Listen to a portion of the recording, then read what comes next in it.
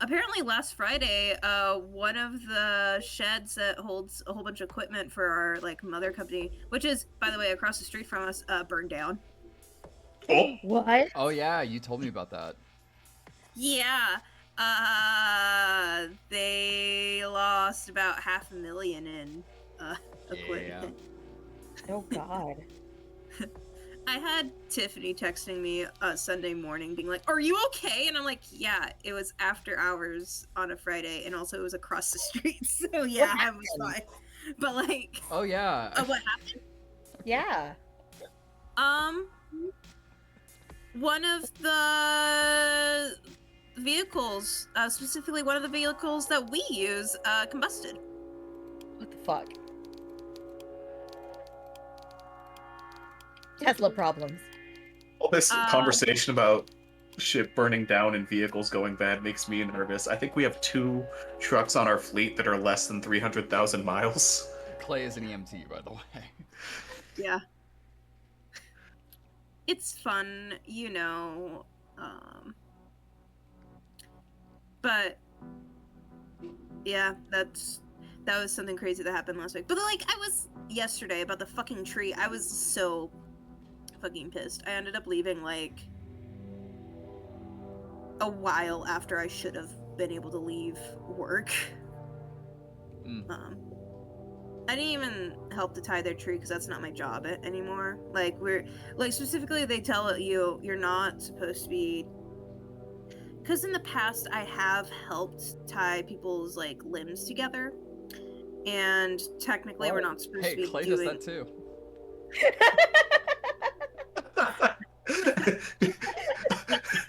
Only when they start trying to throw hands. I promise I don't. Bailey does it for fun. Oh no, actually Bailey does it for pay. So no, I do it for pay, and unfortunately, it's not actually the people. Damn, it's you're getting the money plan. for that? I normally get an assault charge. Not enough money, honestly. I feel like if you're getting an assault charge, you're doing it wrong.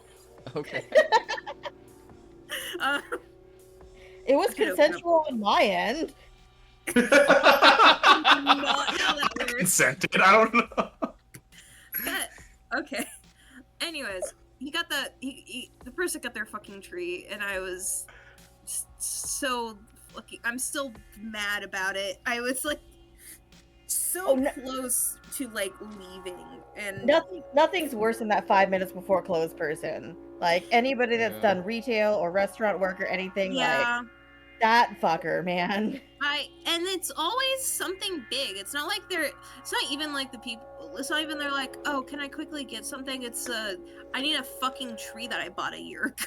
It's like that's the most insane thing, right? Like I like talked to him too. I was like, "Yeah," and he was like, "Yeah, we didn't want to pick it up during the summer because we figured it wouldn't do too well with the heat." We were like, I was like, "It's a willow. It'd be fine. Do research." We had to pull that motherfucker. That motherfucker had rooted into the gravel. That's God. It just he bought it and then couldn't take care of it and left it with you. That's seriously like picking up a shelter dog and being like, "Can you like kennel it for me for a year?" To this shelter dog, this living creature. Yeah, I think that'd be worse. Okay, you want to know how much money you spend on a willow at my workplace? How much? That's got to be expensive, right? Honestly, not that bad of a deal as far as trees for the size you get, but it's, I want to say $150. Okay. Keep in mind, you're getting a tree that's in a 15 gallon pot. Oh, that is a really good price then. Yeah, a lot of our trees, unless it's like an expensive breed, a lot of our trees that we grow ourselves are usually in that like 150 range. Mm-hmm. So if you ever need a tree, well, we will eventually. We're gonna cut down these fucking Bradford pears in the back because they're fucking awful trees. It's North Carolina common trees. They're not good trees. I will say this with all the love in the world, Shell. I don't think I'll hold my breath for that to happen. Oh no, they have to go. Zoning. Yeah,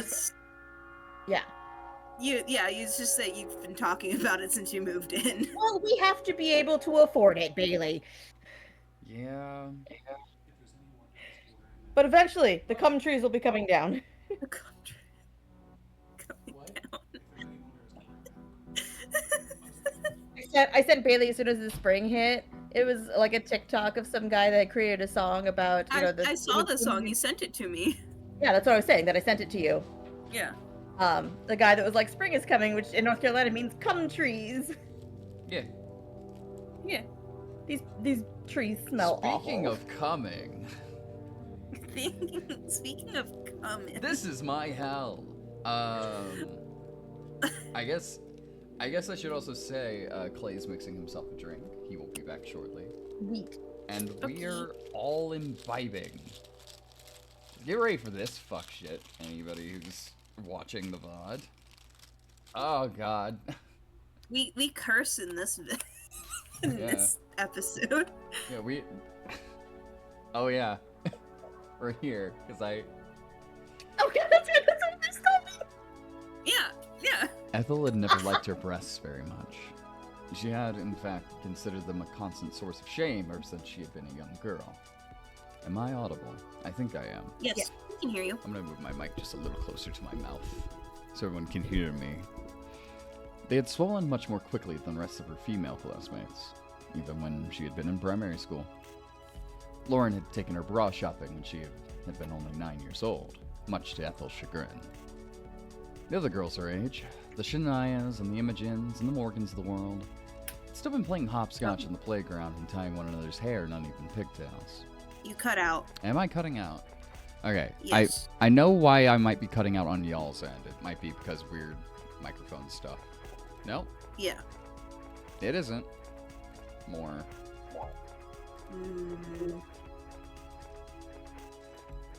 It's not just me, right, Shell?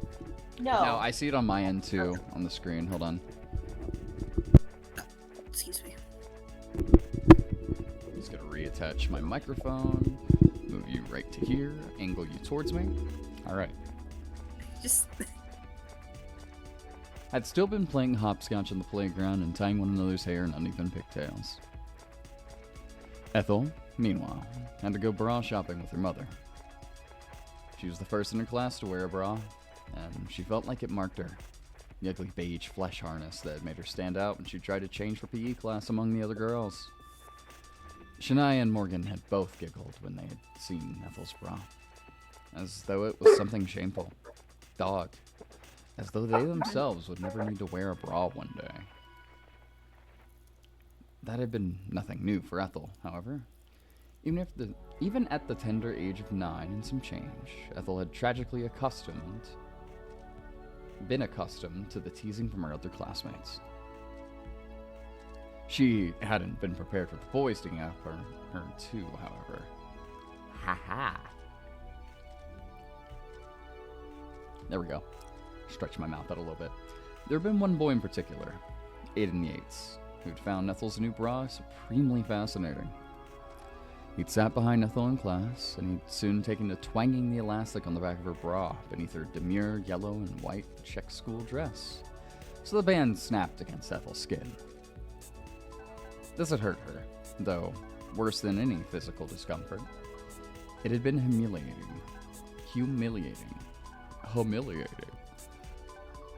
She had been so very humiliated by this, she hadn't been able to tell Mr. Brown about Aiden. She hadn't wanted to draw even more attention to her bra, or to her breasts, which she had despised. Ethel had been on the receiving end of jeers and catcalls from men twice her age in the street before she had been in double digits. Ew. It had been a miserable you're still experience. Cutting out a little bit. Yeah, I think I might be. That's weird. Onomatopoeia. I'm trying to figure out if it's like my mouth being weird or otherwise. Like if it's trying to censor certain mouth noises? Maybe. I, E, I, O, U, E, ah. No? M&Ms are a great thing. They're very tasty, and some of them have peanuts in them. Perfectly fine. I'm so confused. It had been a miserable experience. one which had made her resent her body. Okay. I heard Body? Yeah. Which had made her resent her body. Okay, I heard it that time. That's so weird. I wonder if it's like a length thing? Like if you've been talking for a certain amount of time? We'll see. Even now, when Ethel had grown and the rest of her body had filled out to the degree that she no longer looked as horribly disproportionate as she had as a child, Ethel still loathed her breasts. There's also a bit of distortion on some of your words. Like back there when it was degree, it was like degree E.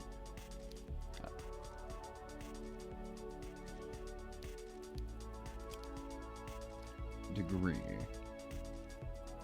I'm so confused now. I don't know what's up with it. It's so weird. Let me try to... Maybe it's...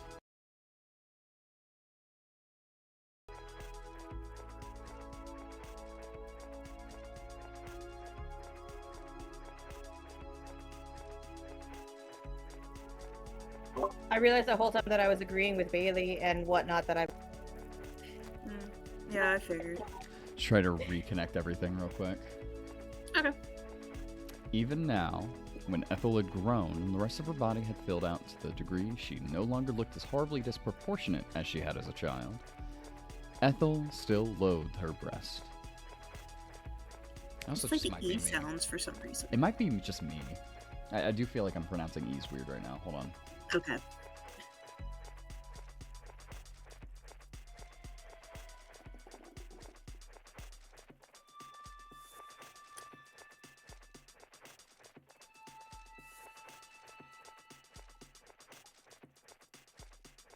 My tongue did feel a little dry. Maybe that's just what it is. If she could have, she would have clawed them from her body, like lumps of clay or lumps of dough. How was that one? Nitpick right now for the writing. Just choose one of those. Yeah. Ethel couldn't do that, however.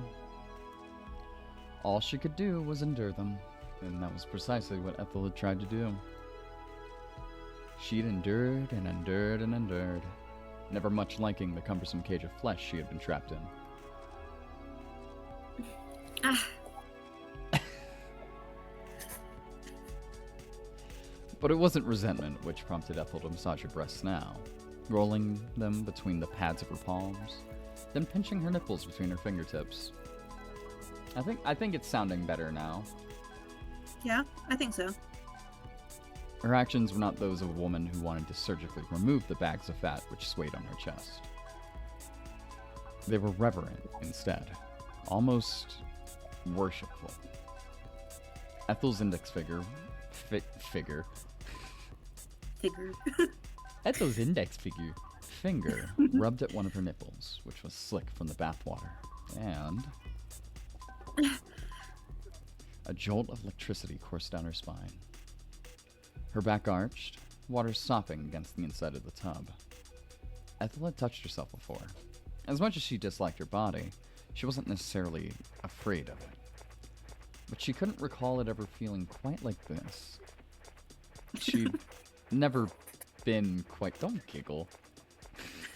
You're gonna make me smile and mess up a lot. Sorry. You're good. No giggling allowed on stream. New rule. Fuck you. She'd never... Damn, I can't believe I'm banned now. Well, goodbye, Bailey. I'm sorry. It was great while it lasted. Yeah. Ah! She'd never been quite this thorough when she had been giving herself pleasure in the past. I feel like also my P's are very pronounced. My mouth just might be dry. Typically, Ethel masturbated only to get the act over and done with. Oh.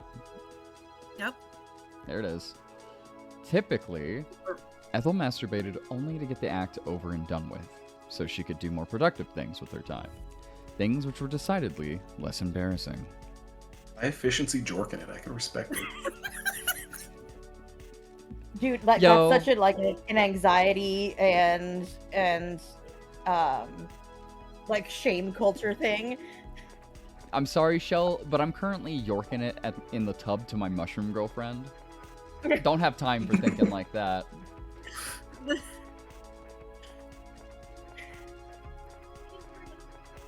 Ethel wasn't asexual. At least she didn't think that she was. But she'd never enjoyed masturbating very much. Probably doing it wrong, girl. Or feeling the guilt thing about it. Probably that. You're doing it wrong, girl. By feeling 2025, we don't feel guilt anymore. You don't feel guilt anymore. Yeah. She had the urge to touch herself. The urge was a fleeting one. And when it did come... When it did come, she did not. She didn't like to linger upon it. She didn't like to indulge. Her reservation stemmed, in part, because she didn't like to look at herself naked. She thought she looked hideous. Maybe she didn't think that her body deserved pleasure. That might have been why she always denied herself. The sheer size of her breasts, however, which were too large to cup in her hands, didn't seem to matter very much at the moment. Moans were beginning to spill from Ethel's lips. Moans which, during other circumstances, she would have tried to stifle. The sounds of her own enjoyment embarrassed her. Everything about her body embarrassed her. But maybe it was time she overcame her anxieties. How I learned to overcome anxiety through a mushroom girlfriend. Oh. Mushrooms. You got over your anxiety when you started doing mushrooms. Yeah. She was and already doing mushrooms. Yeah. I saw the true face of my fear, and it spoke back to me. It said, "Stop being a pussy. I'm you." But I mean, what if you are what you eat? Touching it. Stop being a pussy and touch some pussy. Yeah. She was already 21. For goodness sake. If she didn't learn how to like herself, how could anybody else? I mean, that's the right lane of thinking. That was what Clementine had said during their last and most explosive argument. Ugh. Oh, new Clementine lore. They argued. Clementine lore in chat.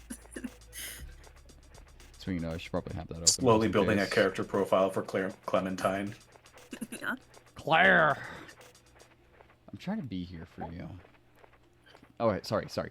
I'm trying to be here for you, Clementine had said. Her face blotchy with emotion. But how can I? You always push me away. I tell you that I like you, but it never sticks. It's like you're determined to hate yourself. How am I supposed to love you when you're always so negative? It's such a drag. I've been doing my best, but... But Ethel didn't want to think about Clementine. Not right now. She would far rather think of the girl. Do I have a... Hold on. Do I have a funny voice changer? Do you? I might. Mic monitor. There we go. Honestly, I might just turn on mic monitor. Hello? That one. That one. Nope, those aren't working. Nope.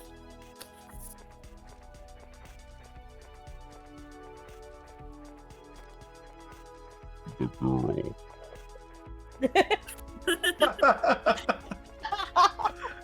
Her ex-girl... Oh god. Okay, no, that's just myself. Her ex-girlfriend was now a blip of a half-recalled memory on her radar, and Ethel would soon shut these thoughts down, terminating them with the finality she used to stop from dwelling on her thesis.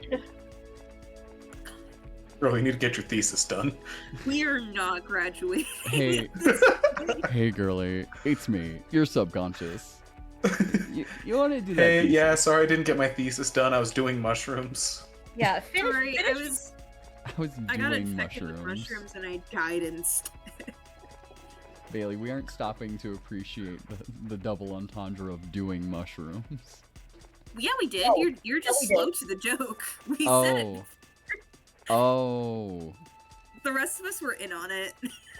We totally even said doing mushrooms and doing mushrooms. I really am dumb as a brick, huh? It was better to forget. I'm just wondering how you didn't notice. I don't know either. That seems like something I'd pick up on. It was better to... God.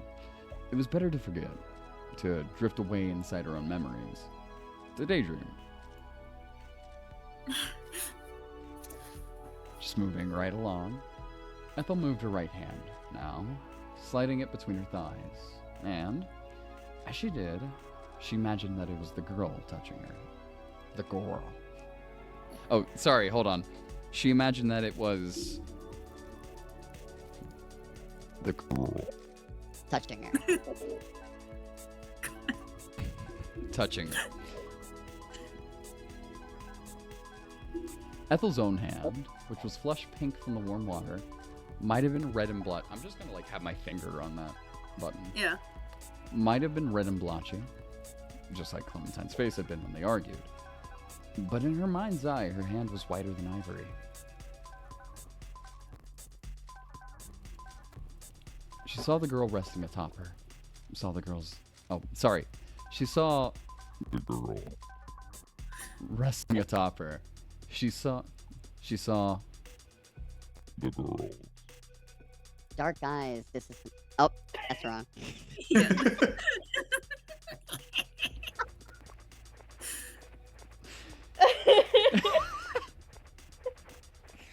Look, so how my soundboard works is, in order to do a thing, it has a bunch of presets. The one I've been using is the one that's just the first one. It's just man, right? If I don't press it, like hold down the press, it'll switch instead of turning off. And so the next one up instead of male is female. So this is male. This is male, right? And this is female. Okay, I would classify those as ransom voice and helium. Yeah, right? Because it's just a pitch shift. That's all it is. Yeah. It's not actually like a male filter or a female filter. It's just a pitch shift. One of them actually makes you sound like The you're only difference fucking... between men and women, a slight change in pitch. No, that's what we're saying, Clay. The difference between men and women is that men apparently sound like they're gonna ask for a ransom for you. Don't they? and to like let everybody here know what I have available to me in case we ever need it in the future. I also have robot.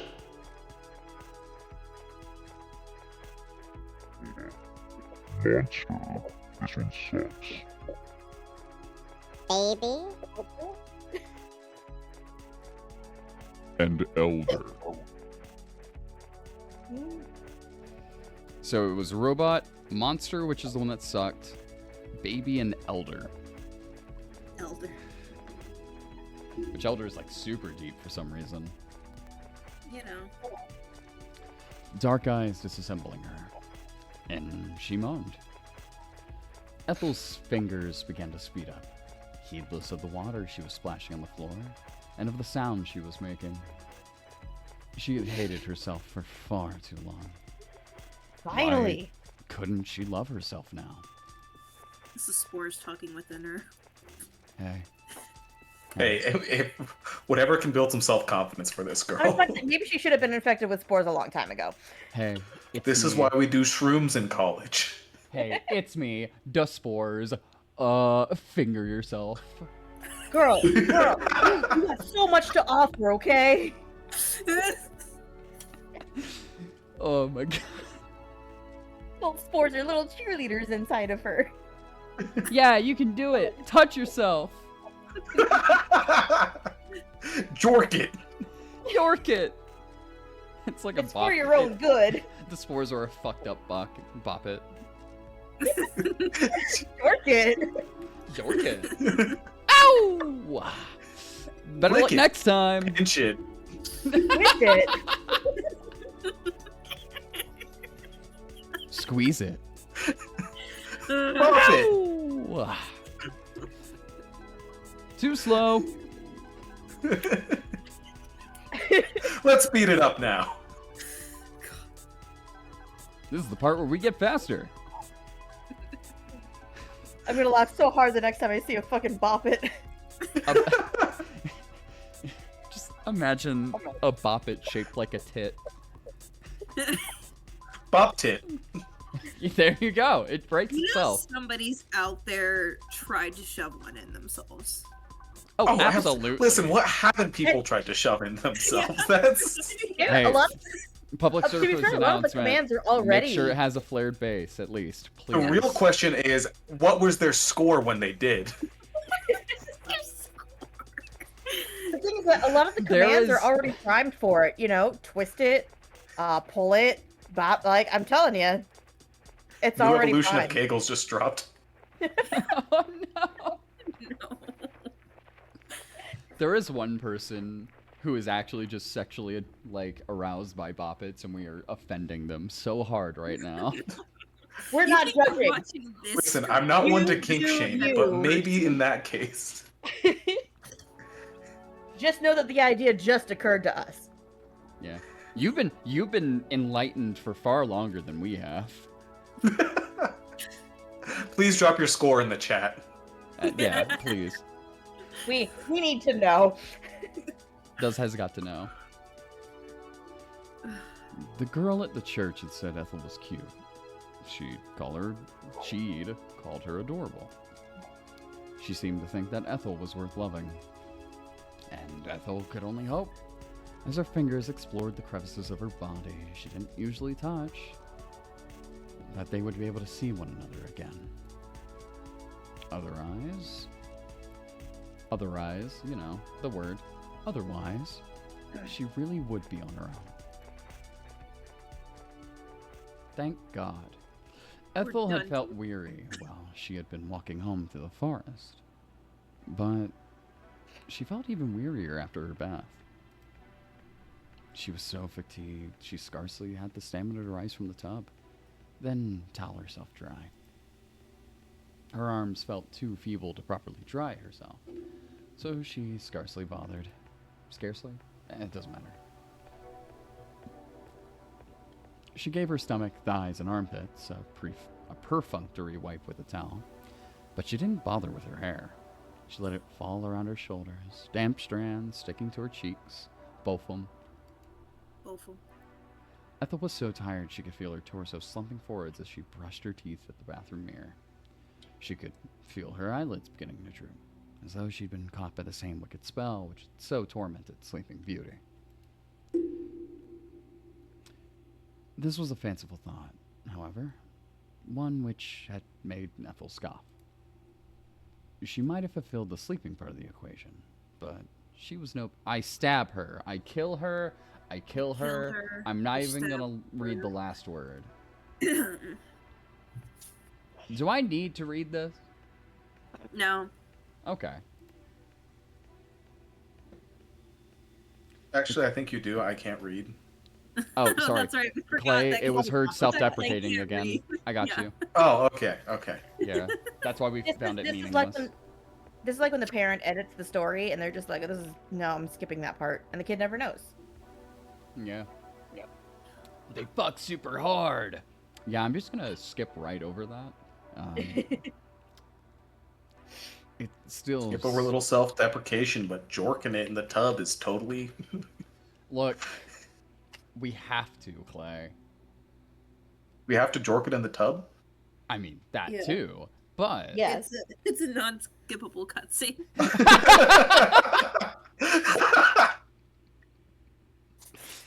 You know, I told Clay we might be pushing our luck, but never mind. It still seemed Jorking a it in the dream. tub is a canon event. Yeah. God. It's the part in Click where he isn't fast forwarding. Okay. It still seemed a dream that the girl had taken such a great interest in her, but she still had.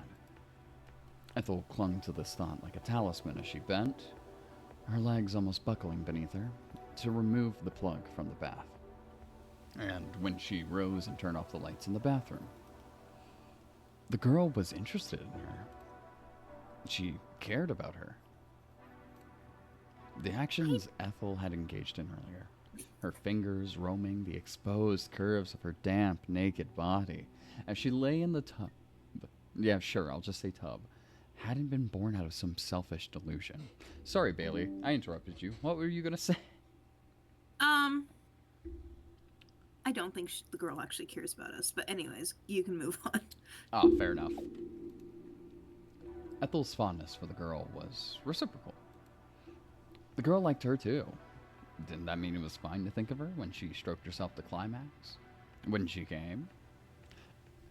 Was it fine when she came? You came. Are you a bad person? I came, I saw. I conquered. I came, I saw. Jorked it. I ran away in fear. It was fine. Yeah.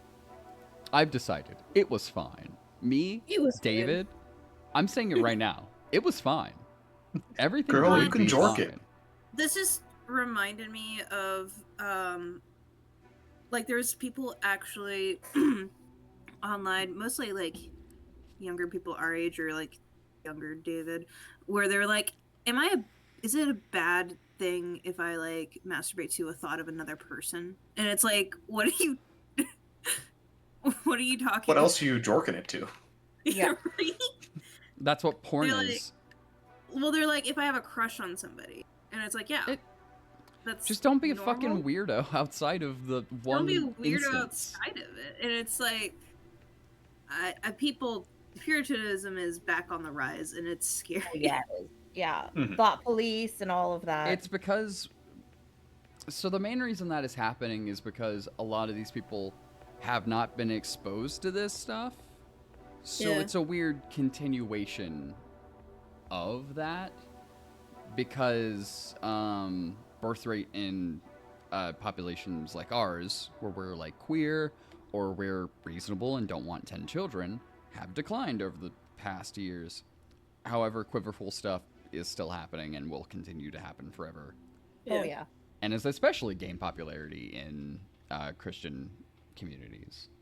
So Yeah. it's just gonna be like that, and then they're gonna learn about like normal stuff, like sex, and then they're gonna be like, "Oh, I'm an adult now, huh?" Well, and most of those people are still going to find it shameful, and they won't be able to communicate whether they do or do not like something. Like it's just a whole issue. Hey, PSA, maybe think about the things that happened to you. It's okay. Yeah. Come to terms with those things. Unfortunately, they do Good define luck. you now, but like, you know, you can work on that. It's not the end of the world. And I've decided that everything would be fine. Ethel had no reason to feel ashamed, which was for the best, really, given Ethel was too tired to bother with that at the moment. Damn, too tired to just talk slander and belittle herself to death, huh? Eepy. Ethel padded over to her bed, dripping residual... I thought I was going to say something else. Dripping residual bathwater in her wake, and slid beneath the sheets. She was so sleepy, she didn't engage in the ritual of tossing first this way, then that, in an attempt to get comfortable. She wasn't comfortable. Her hair was sticking wetly to the nape of her neck and her pillow, and her back was scattered with droplets which were beginning to freeze. Why are they beginning to freeze? Honey, how cold is it in there? Turn on the heat. But that Girl, was close your window. Close your fucking window. Our window is closed. Why is it freezing? It's the spores. They're taking all the warmth. Ah, the cryogenic spores. I kill them with my ice breath. For some people that will have no context whatsoever, but I love that phrase so much. But that was of little First the consequence spores make to you Ethel. jork it, then they freeze you to death. Mm. Powerful combo. Spores that make you short it. it didn't slow her descent into the world of dreams. Dreams about Yorkinit and mushroom women. I can imagine it's her family getting home, her dad just being like, all right, Ethel, good to see ya. Hope you weren't just doing mushrooms while we were gone. Ethel, sweating. What are you talking about, Dad? Oh, all the hallucinogenic mushrooms in the forest out back. They're... What? Yeah, I did them too when I was a kid. No worries, Ethel. I won't judge. That's why the girl was so interested in her dad last episode. She's already a part of him. That's the one that got away. Anyways, Ethel, quit that violin playing. I'm trying to watch sports. If you don't shut that off, I'm gonna bash it over your head.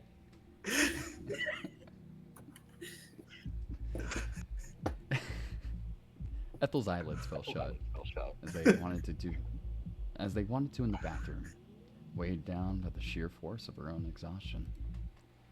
Her breathing began to even out. Then, less than a minute after she had drawn the sheets about her, she fell fast asleep. Wake the fuck up, samurai! Ethel felt weary when she awoke the following We got morning. a city to burn. Yeah. But was it the morning? I don't know.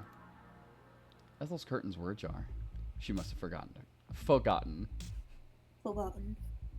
to close them last night. And the light which filtered in had a butterscotch sort of tint granted by the encroaching evening.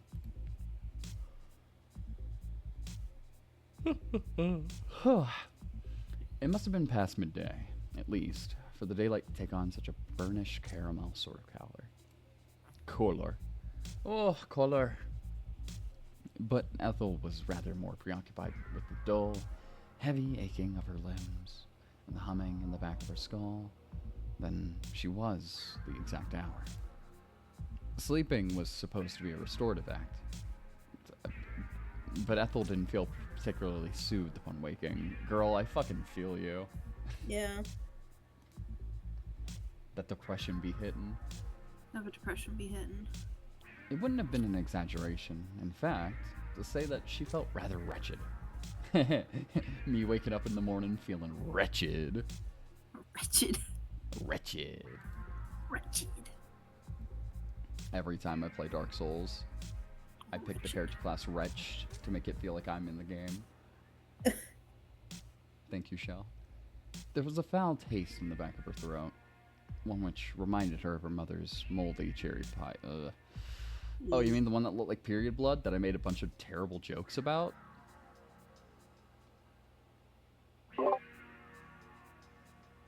No one? Okay. Nobody wants to reprimand me now. All right. Sorry, I didn't even hear what you said. I decided not to acknowledge it. And her bones hurt. Me too. Her ribs and Be her like that, wrists. girl. Yeah, bones be hurting. Her ribs and her wrists. And even the individual phalanges of her fingers. Am I cutting out again? A little bit. And even the individual phalanges of... Oh. Yep, I absolutely am. I'm gonna see if it's a gain thing. Oh, I think it's a gain thing. Hold on. And even the individual phalanges of her... Oh my god, I think it's still... It might be Discord. Hold on. It might be. Because I hear myself pretty loud now. I turned up the gain on my mic. Turned it down actually, because it's a bit loud. And even the individual phalanges of her fingers. Oh, yep. It straight up does not like the word individual or phalanges. Yeah, it really doesn't like it. Okay, Individual phalanges. Individual. Alright, if I enunciate super hard, it's fine. Got it. Ethel could breathe without any complications, but her stomach was churning so uncomfortably, she might very well have been on a... I'm cutting out more, aren't I? Yeah, even more than before. What the fuck? Why? Why are you like this?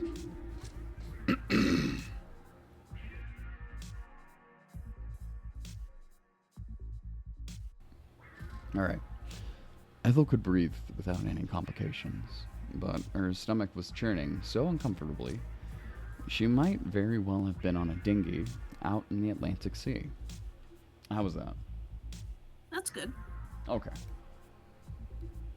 Maybe she was getting sick. Yeah. Did she have a fever? Should have wore a jacket.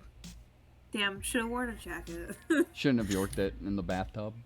Should have worked it. No, Yorking in the bathtub, totally kosher, but not wearing the jacket. Also, not drying our hair after the bath two nights in a row. That will give you the sniffles. Yeah, and then it freezing to you. Yeah. Ethel didn't feel hot, though. Yeah, you're just chilly, dog. She never says she feels hot. Come on. Ethel, Have some self-confidence. Ethel, this whole time we have not seen you drink a glass, not even a drop of water. You should get some hot water. Girls are in you, honey. dehydrated, David. She's not hot. She says so herself. Every fucking sentence. She just hasn't realized it. I just realized how fucking long her legs are in this art.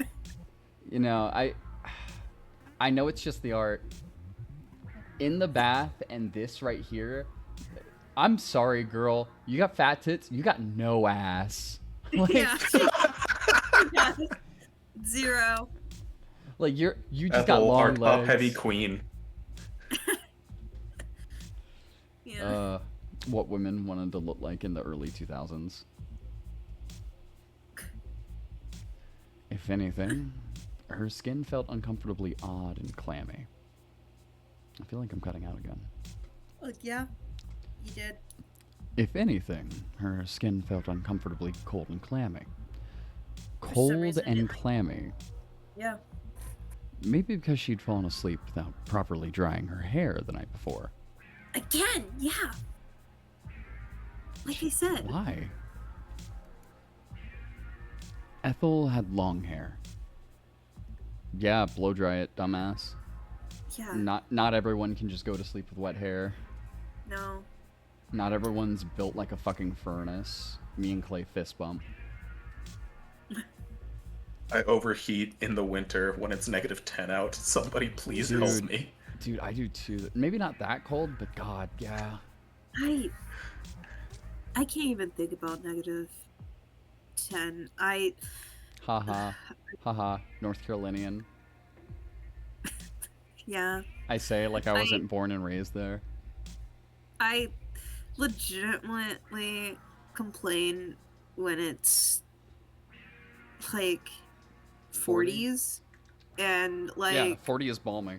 That's amazing. I'm over here rocking a t-shirt. yeah, and I get Shell and Jared are like make fun of me and I'm like I'm dying. One of the things I'm gonna love about eventually moving back home, probably over to Fayetteville with you guys, is gonna be the 40-degree winters. Oh my god, it's gonna be so nice. I want that. I die 1,000 deaths. I love that shit. I love when Bailey. I love when she sends me these beautiful aesthetic photos of like winter escapes and whatnot, and she's like, "This is gorgeous." Yeah, I see. I can't make it. I can't cut it in.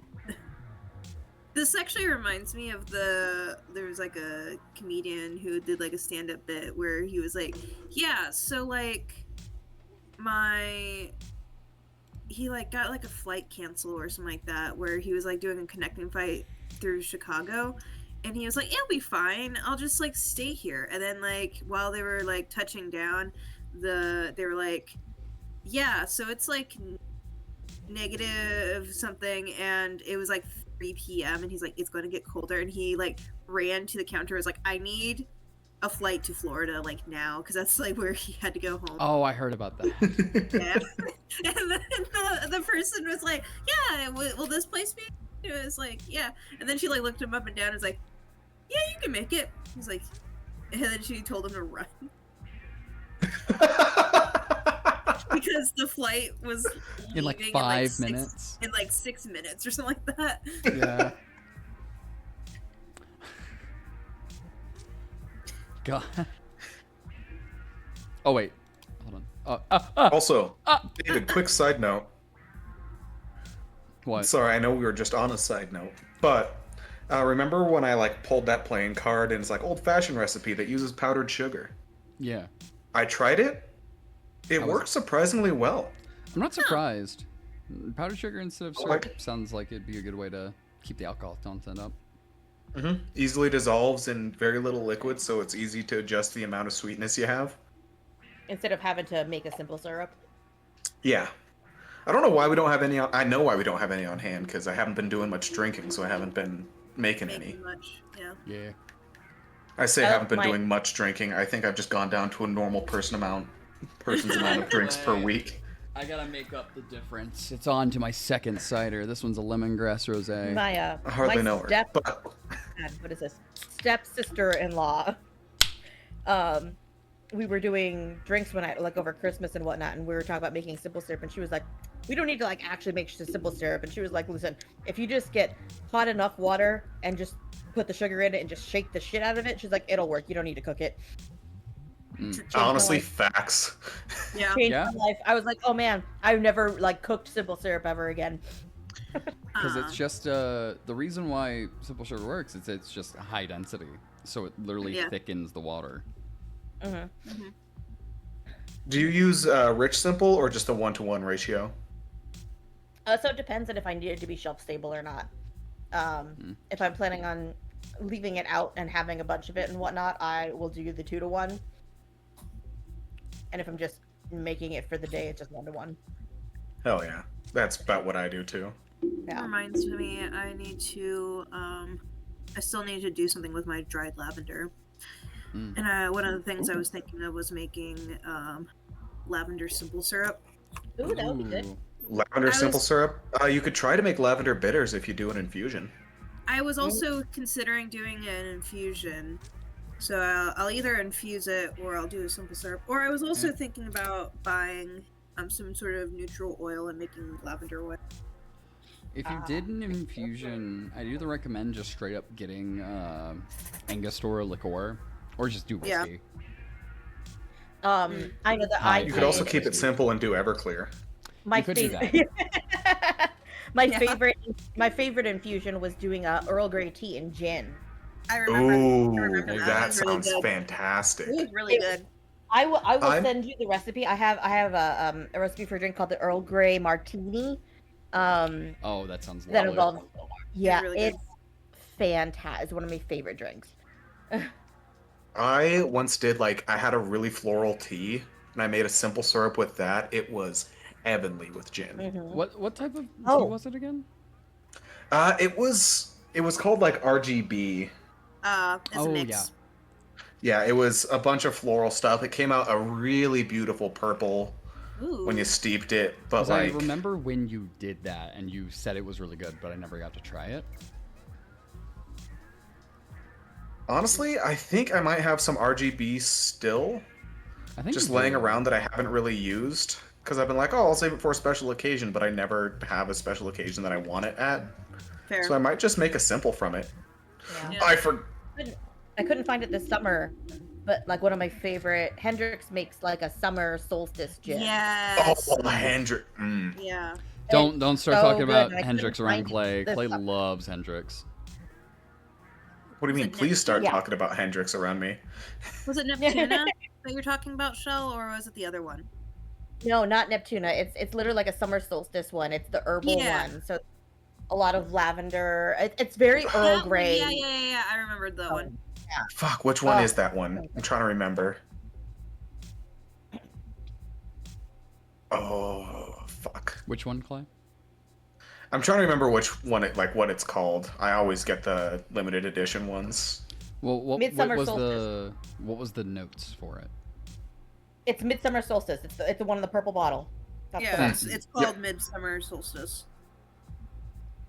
I thought for a second Clay was talking about a different one, so I was like, where are the flavor notes? Oh, I might remember. So I'll say my favorite Hendrick's is the Orbium. Orbium's good. Ooh, okay. What was the lunar one? What was that one called? Because that one was really good. I think that was my favorite. I think it was just called Lunar. It might just been. I like that one. It just tasted fresh. Though it was more owing to necessity than choice. Have we been here for 15 minutes? Maybe. Maybe. Ethel didn't like going to the hairdressers. She found the thought of engaging in small talk with strangers a terrifying one. And in any case, there was something uncomfortably intimate about the thought of letting a stranger run their fingers through her hair. Girl, just get drunk and cut it yourself. I was gonna say, Don't do that. I've done it plenty of times. Randomly, when I do it, it turns out okay. I've been very fortunate. It's okay, girl. You're about to graduate. Do what I do and had a breakdown right before you have graduation. And just cut it all off. God. To be fair, I did first try to see about getting an appointment to cut my hair, and then they were like, yeah, we don't have an appointment until like the next day, and I then went home and I cut it. Not to further like decenter us, but Clay, remember that time I cut my hair like a year and a half ago? it looked pretty good. It was all right. It was very much what was it?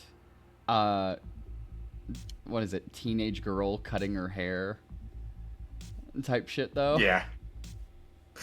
Yeah. It was very rough looking. I liked it for a bit, but like I would not do it again. Honestly, I need to go someplace that specializes in my type of hair. There is a place around here, but it's booked out for so long and it's so expensive. Yeah, I believe it. I'm actually stopped. Sorry, last thing. You're fine. Actually stopped. I'm growing out my hair for this season, and it's gonna get to a point where I hate it, but I'm gonna pull through. I think I believe in you. I My think hair was I- at that point for so long. I think I finally I- hit that like the point where I'm finally done with like that perfect length where it tries to get in my mouth. And it doesn't do that for me anymore, which is really nice. Nice. I have it real short right now. And the main reason why is because I work outside in summer was brutal, and I knew summer was going to be brutal, and I was like, I cannot. Even with tying my hair up, I was like, I cannot. Mm-hmm. I had a side shave for a while, and it was fantastic, and I loved it. But growing it out was fucking awkward. Or I bet. Yeah, it's going to be awkward for me because I have like the top of my hair than the rest of me. Yeah. My only fortunate thing was that when I was growing out that side shave, like COVID hit, and I was like, sweet, nobody's gonna see me anyway. Yeah. I wanted to do a side shave for a while. I'm just not sure how it would look with mine. I don't think I it would fit me. either. But I literally watched Yeah. Into the Spider-Verse and saw Gwen Stacy's haircut, and I was like, I need it. Clay, I've only ever seen you in the like short hair or the like long hair you have now. I don't know what you'd look like in like a high and tight. I just don't That's know. fair. I can't picture it properly. There's a point where my hair is growing that I mainly just like, oh, teammates won. Where I will just like wear Still beanies all the playing time because diapers. I'm sorry, I've been trying to keep it secret this whole time. Clay's trying to catch up with me in level because I have more time to play games, so I'm like at level 26. He's still at level like 14. I'm level 19 now, Oh, there you go.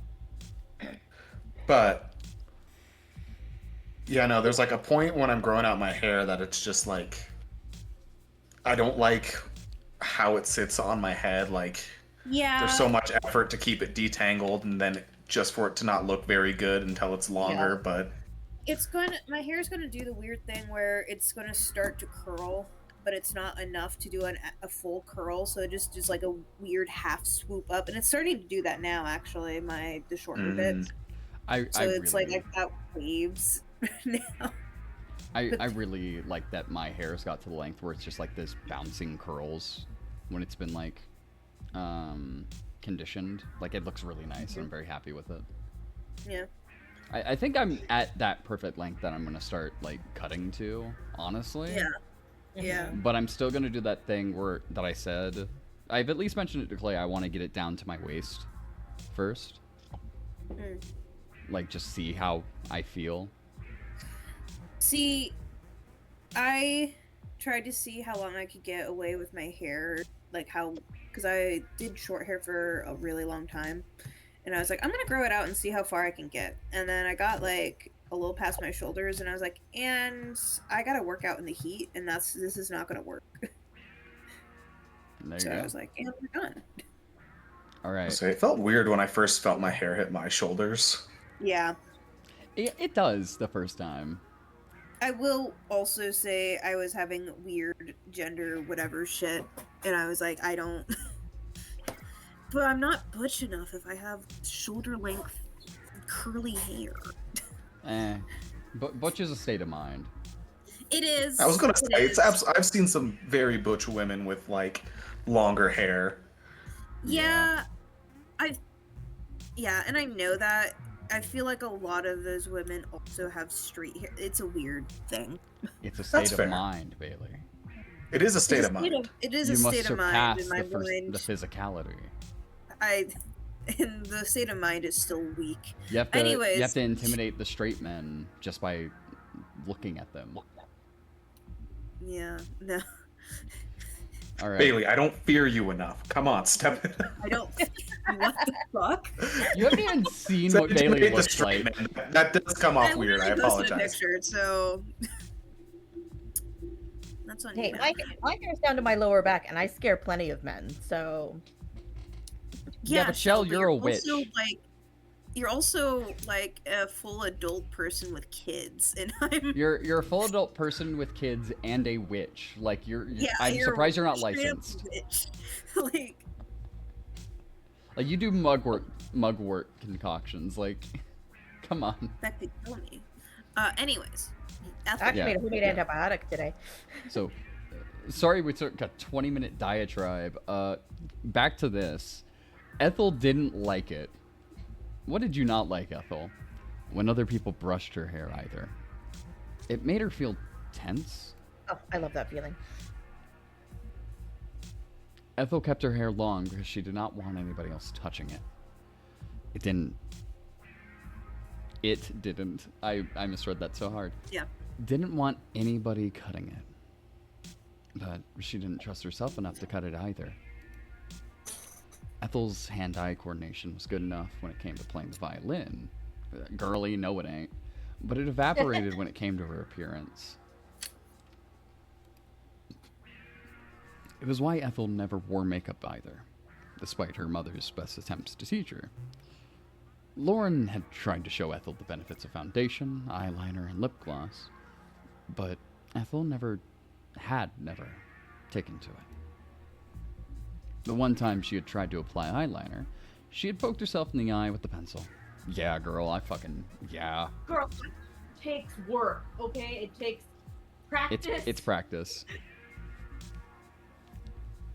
Her eye had watered horribly from that encounter, and it had been swollen for 2 days. How fucking hard were you trying to apply that eyeliner? I know, right? Were you stabbing the fucking... Oh my god. Touch, not stab. Touch it. You're not trying to carve a fucking steak. Jesus. And it had been swollen for 2 days afterward, because she misunderstood the assignment. Shania had teased Ethel about her eye at school, because of course she had. Ethel teases her about everything, and she'd called her a cyclops, which was a bit of a highfalutin insult coming from a girl like Shania, but they had been studying the Odyssey in English. I got stung by a bee above my eye once. My mom called me Quasimodo for a week. I think that happened to my little sister once, and we were so concerned for her. Because she was a It was- baby. Like, she The was moment- like 2. I was stung like right in the corner of my eye. And like the moment my mom knew that I was like okay and that there was no permanent damage, she's like, "All right, Quasimodo, we chill." That's so funny. Your mom is What great. happens to our I eyes? love your mom, Clay. My mom She's only awesome. like my mom only bullied me or like called me out on shit the moment she knew that I was like physically and like emotionally okay, and then she's like, "All right, we good." bullying time. Yep. Nope. That sounds spot on. Perfect. You know, What happened to your place? Sorry, I missed it. what? I said, what happened to your eye? I missed it. Oh, I Oh. was stung by a bee, like, right in the corner of my eye. Oh God. Okay. Mm-hmm. And then his mom called him My son took a Quasimodo. chunk out of my cornea with a wooden box, and then with my other eye with a Shit. another what was it? The Velcro tipped Nerf guns. He was 3, shot me. Oh right in the eye. yeah, Oh, shit. you So told me he's about taking a the chunk out of Nerf gun. both corneas. Oh, Shell, I have terrible news. You're gonna get cataracts when you're older. I don't think there's I'm in a anything you medical can do journal, about it. You're in actually. a medical journal. Jesus. Yeah, I had a recurrence. So once you have an issue with your cornea, there are like little anchors that support your cornea attaching to your eye. Yes. And during the injuries, it takes a long time to build those back up.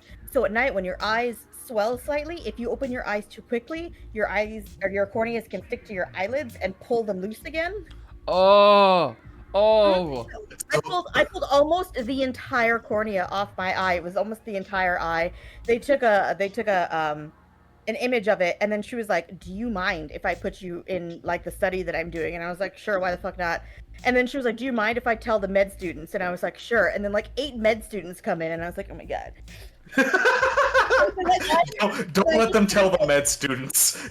I Could put a will say- bandage lens on it and the steroids and make it stop hurting, please.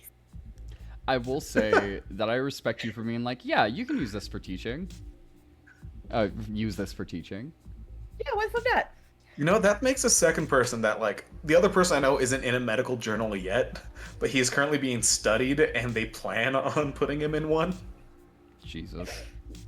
He just was love a, Go was ahead. an army paramedic that, like, went through a ton of stuff, and, like, throughout therapy, they're like, you should be dealing with a lot more right now, but, like, all our other tests say you're, like, a mentally stable person. Some people So just they're, built like, different. studying him psychologically. That's amazing. It's like, what combination of things is making you be able to function in society? How do we make the Are you, perfect like, soldier? Are you actually broken but really good at compartmentalizing, or should we just try to figure out how you get through life? Basically, like, he is a respiratory therapist as well that, like, has completely rewritten our hospital's, like, procedures because of how much he knows. That's amazing. I love that. That's Like, awesome. he is, like, it's beyond fun. Like, he is incredibly smart, incredibly funny, though it's also a bit of military humor too, so it's not always Oh, yeah. kosher. That dark But- humor, man. I love it. I hope you do tell him that he is a psychological abnormality all the time. Oh, he knows, and he will brag about it. That's Awesome. kind of a cool Even thing better. to brag about, though. I'm not gonna lie. He's like, they're gonna I'm put me in medical psychological journals. Dude, they've been studying me for a year. They still don't know what's going on. He's also like a Jack Reacher looking motherfucker, just jacked, like. That's fucking hilarious. That's so funny. Mrs. Pritt would have been happy to know at least some of her lessons had stuck, if nothing else. Shania felt a very long way away now, however, as Ethel sat in her bed that not morning. Shania and Miss Pritt, and secondary school in general. The back of Ethel's head was throbbing. That's the shrooms. That's shrooms. Though they don't cause much throbbing in the back of their head. Not that I know, Clay. chat. That's the shrooms.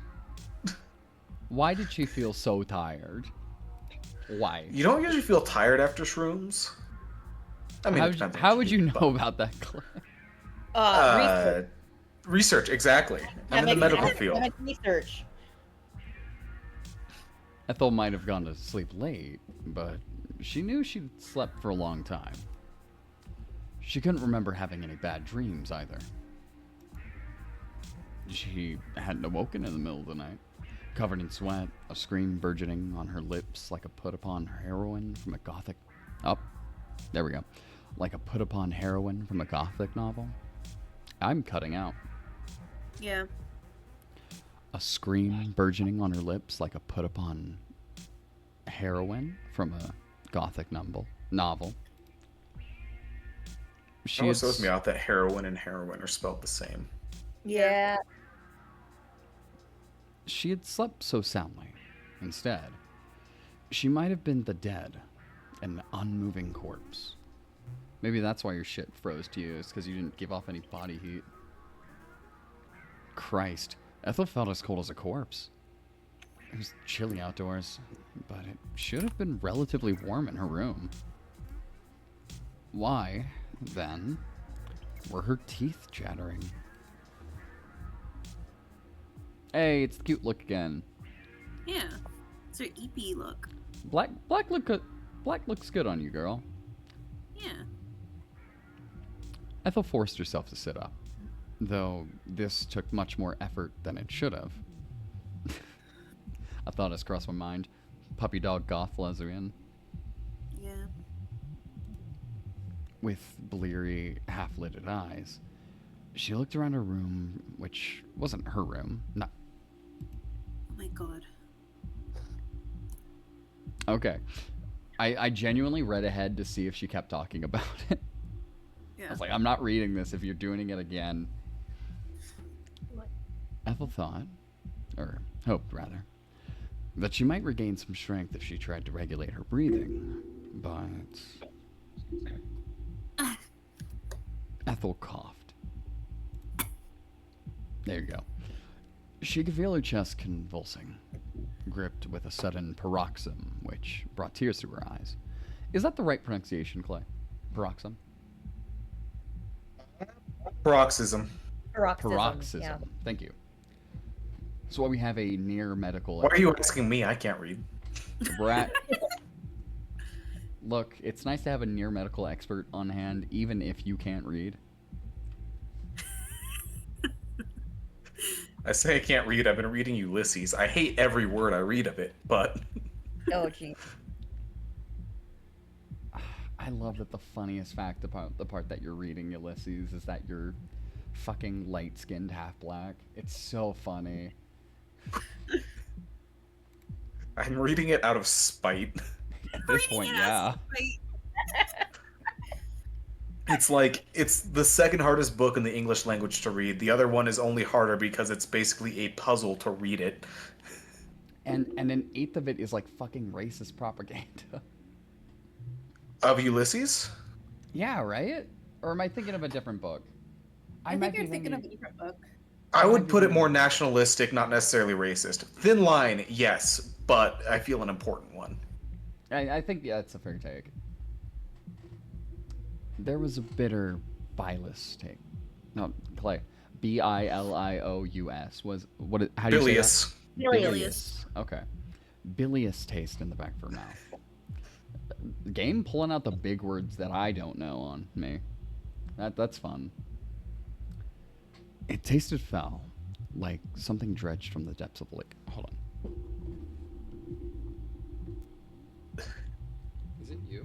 Or was your skin yellow? Hold on. Bilious taste, cold feeling. Liver failure?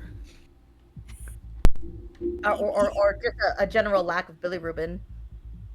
That's true.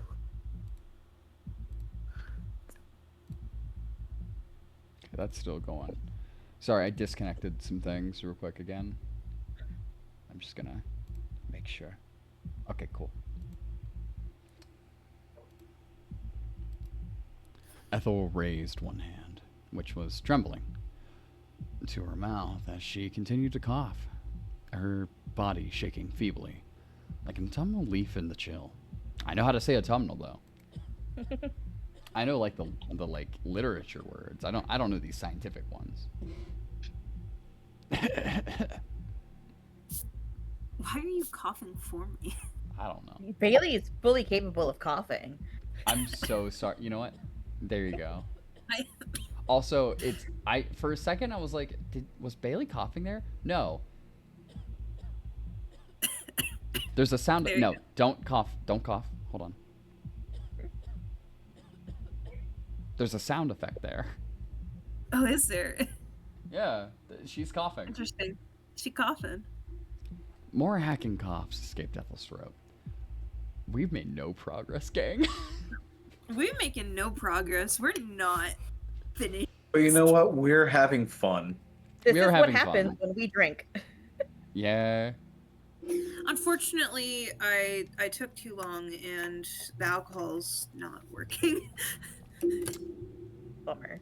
I hate to be an enabler, but Get more alcohol. you could. Again, I don't have anything to mix with right now. And if I try to drink just straight hard liquor, I will throw up. I think that's fair. Straight liquor's not for everyone. Hell, you Mhm. have to basically build an immunity to it. I don't drink Yeah. quite often enough to. You know, this fucker points at Clay, got me drinking hard liquor at one point, so now I have the immunity. You see, I also have, unfortunately, my mom's genetics. Oh yeah, you get a Fighting. blush when you drink, Yeah. Yeah, you do. I do. don't you? Yeah. I don't have alcohol intolerance to some degree. Bailey, have you? This is sheer curiosity. Have you tried tequila? Better question, do you like tequila? Been a minute. I've only had it when it was like, oh god, I think I've only had it twice in my life. Did you like it? We need a bottle of though? tequila. That's what we need. Oh yeah, we do need tequila. Even though I hate tequila, we do need tequila. It's a courtesy. Good tequila is good. Oh yeah, Right? no, real tequila Facts. is good. See, so the one time I had just straight tequila was like some real expensive shit. Oh, then you probably Mm. liked it because it was bitter in the right Yeah. way and not the wrong way. And it Luna was- Zool. What yeah, was it? Yeah, it was Oh. that. Yeah. My mom had gotten it for like a. Oh, Was it? was yeah. it the stuff in the white and the blue bottle? Yeah. That was I hate that I expensive shit, missed and that. it was really fucking good. Oh no, Luna Um, Zool is mwah. I think even I've tried Lunazol and that shit's good. So like, Shell, because you were there too, weren't? Was it I think that? so. Yeah, it was for her like party, like. Yeah. Yeah, where we had because we We had also like did shots, the didn't we? lime, and then we had like a lick of salt, and we had a shot of tequila. Yeah. Yep. You know that's how you're Yep. supposed to do shots of tequila, right? Yeah. Okay, making sure. I mean, it's not necessarily supposed to. It's just Yeah, tradition. it's it's the tradition. right way in my experience. And then I've also had tequila in drinks, but it wasn't like my drink specifically. I was downing. It was somebody like gave me a try of a mixed drink that had tequila in it. This What? this question stemmed from I nearly forgot. This question stemmed from me trying to make a joke about you being a basic white girl with a low alcohol tolerance. Oh. I was wondering where you were going there. Yeah. My friends Um, were those basic white girls that were, drinking the Smirnoff ices. Yeah. Because that was all they could handle, and the sugar always gave me a fucking headache. So I can't wait to get ice now that you've reminded Clay that ices exist. I Raven. Don't chuckle and then say that to me. I vacillate between like being able to hold my liquor really well to one drink and I feel horrible so I don't drink anymore. But that's the alcohol intolerance. Like I don't even get drunk at those points. I just feel horrible because my face feels like it's aflamed. I think Anyways. that's fair. Mhm. More hacking coughs escaped Ethel's throat. More dry, rasping wheezes. It wouldn't have been too surprising if she'd come down with a cold, given she had been spending so much time outdoors at night, surrounded by the pervasive chill of the winter months. But this cold did not feel like the natural consequence of her admittedly foolish actions. She's coughing for you, Bailey. I know, I don't have to cough because she's coughing. Yeah. You can save your voice for the eventual sex scene. I'm gonna jump out of my window. I was gonna say, honestly, this girl doesn't talk that much. She overthinks, and that's it. And makes awkward moaning sounds. Even when she's talking, she stutters more than she talks. She's either stuttering or moaning. Yeah. What a vibe. Some people are into that. Hey guys, get yourself a girl who stutters and moans, and that's it. That's her whole function. That's it. Yeah. What Get a fuck- girl, make her stutter and moan. Hey So I'm still yo, stuck at the there get a you girl go. part. Hey, the instructions were unclear. I have not gotten a girl. How could she have a cold when she didn't have a temperature?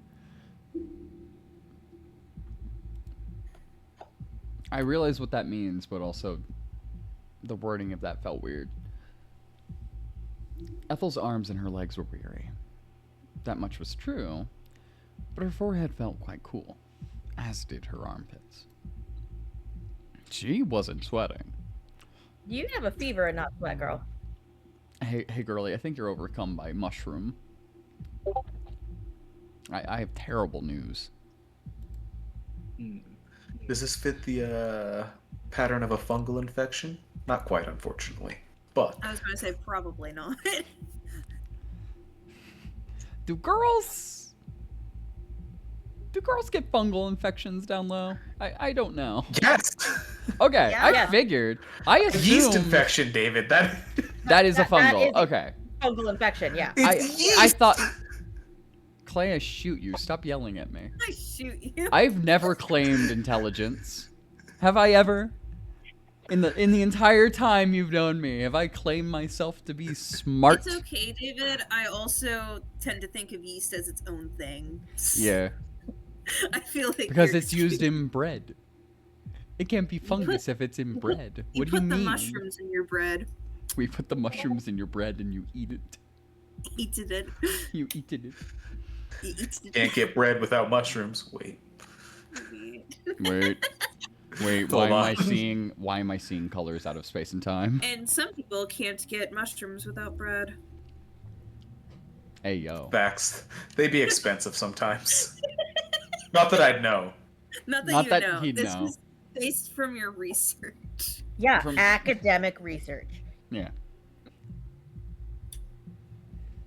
I'm gonna hold that thought and just not say it at all. What was going on? Ethel rode out her coughing fit as best as she could. Her eyelids squeezed shut. The back of her head was throbbing, and she felt sick. It took only 30 seconds, if that, for Ethel's coughing fit to wane. But it felt like far longer.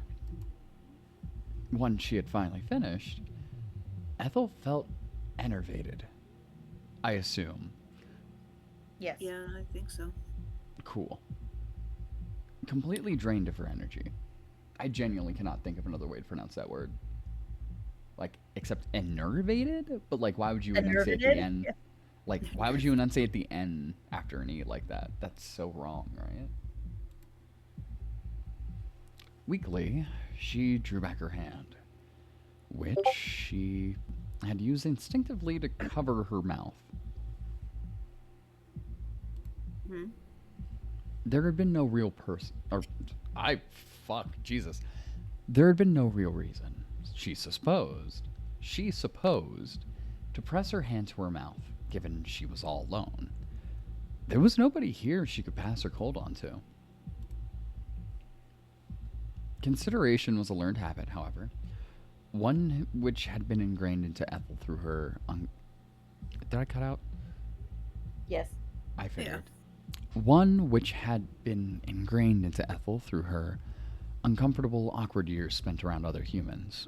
I keep cutting out. I see it happening, is the best Yeah. part. Because I have the little Discord thing on the right or the left side of the screen. Yeah. That is so fucking annoying. I'm about to throw my soundboard across the fucking room. All right. Explode. Okay, it's picking up a snap. That's not normal. Weird. Do I have my I'm shit? waiting for her to look at her hand and realize either she has consumption or find black mold spores. I am going to talk for just a Is bit. CG in this? Because I'm sure Stream's picking up my audio just fine because it pulls straight from my mic, whereas Discord has its layers. Yeah. So I'm gonna just manually. I think minus 60 Stream's decibels just like, I don't know might what be you fine. bitches are talking about. He sounds fine. Yeah. Oh, absolutely, I'm sure. But all right. Consideration was a learned habit, however, one which had been ingrained into Ethel through her uncomfortable, awkward years spent around other humans.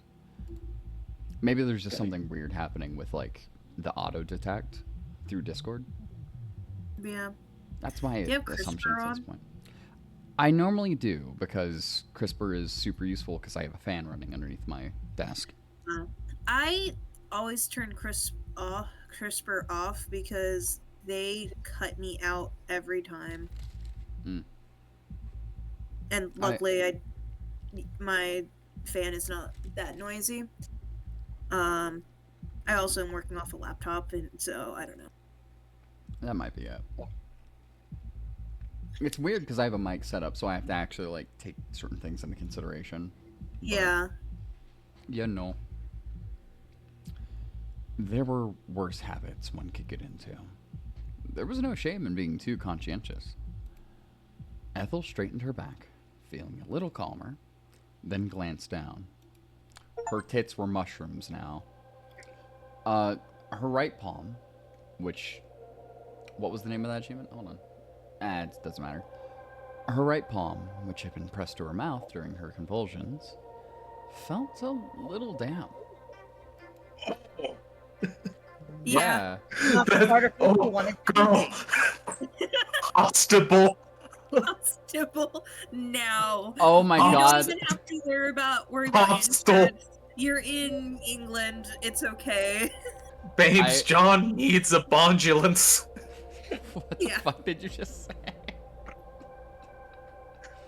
I do love the thing of there are little mushrooms. I don't know, do mushroom. Yeah, they're very cute. Little puffballs as well. Little fuzz. You got a whole fucking host of spores in there. Yeah. Yeah, that's just like a little bit of spores. That's like That's a lot. Of spores, That's a lot man. of different mushrooms too. Like, damn. Right? Yeah. I do, as part of this, I know this is the main focus. I want to, like, put some special on her face where she's just like, she's just like, huh. She's like, what the fuck is that? Yeah, like, It is To be showing this. honest, what that's the fuck? probably the face I would also make at first. Just like, huh. It is showing this black viscous goo running between her fingers, babe. You should have noticed coughing that up. Yeah. Yeah. But she was thinking about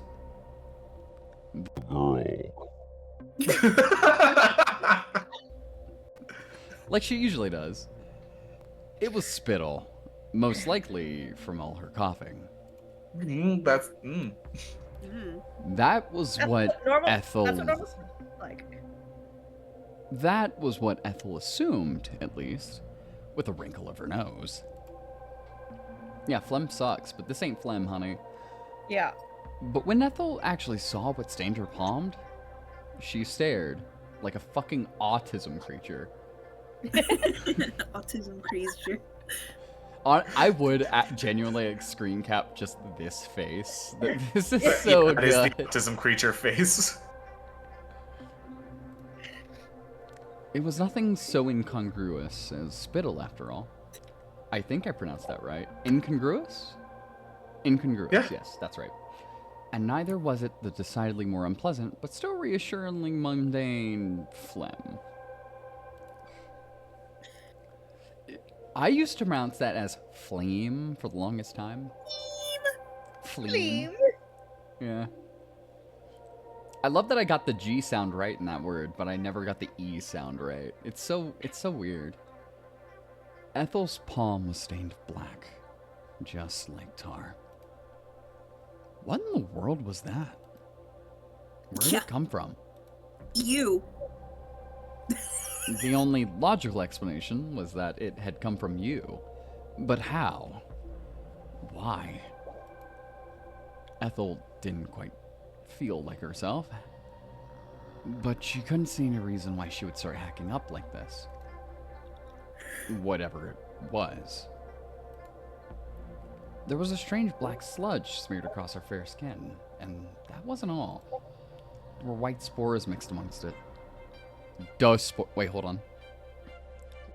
The spores. Cloudy and clumpy, like freshly fallen snow. Sure. Bailey, do you have some recompense about The spores.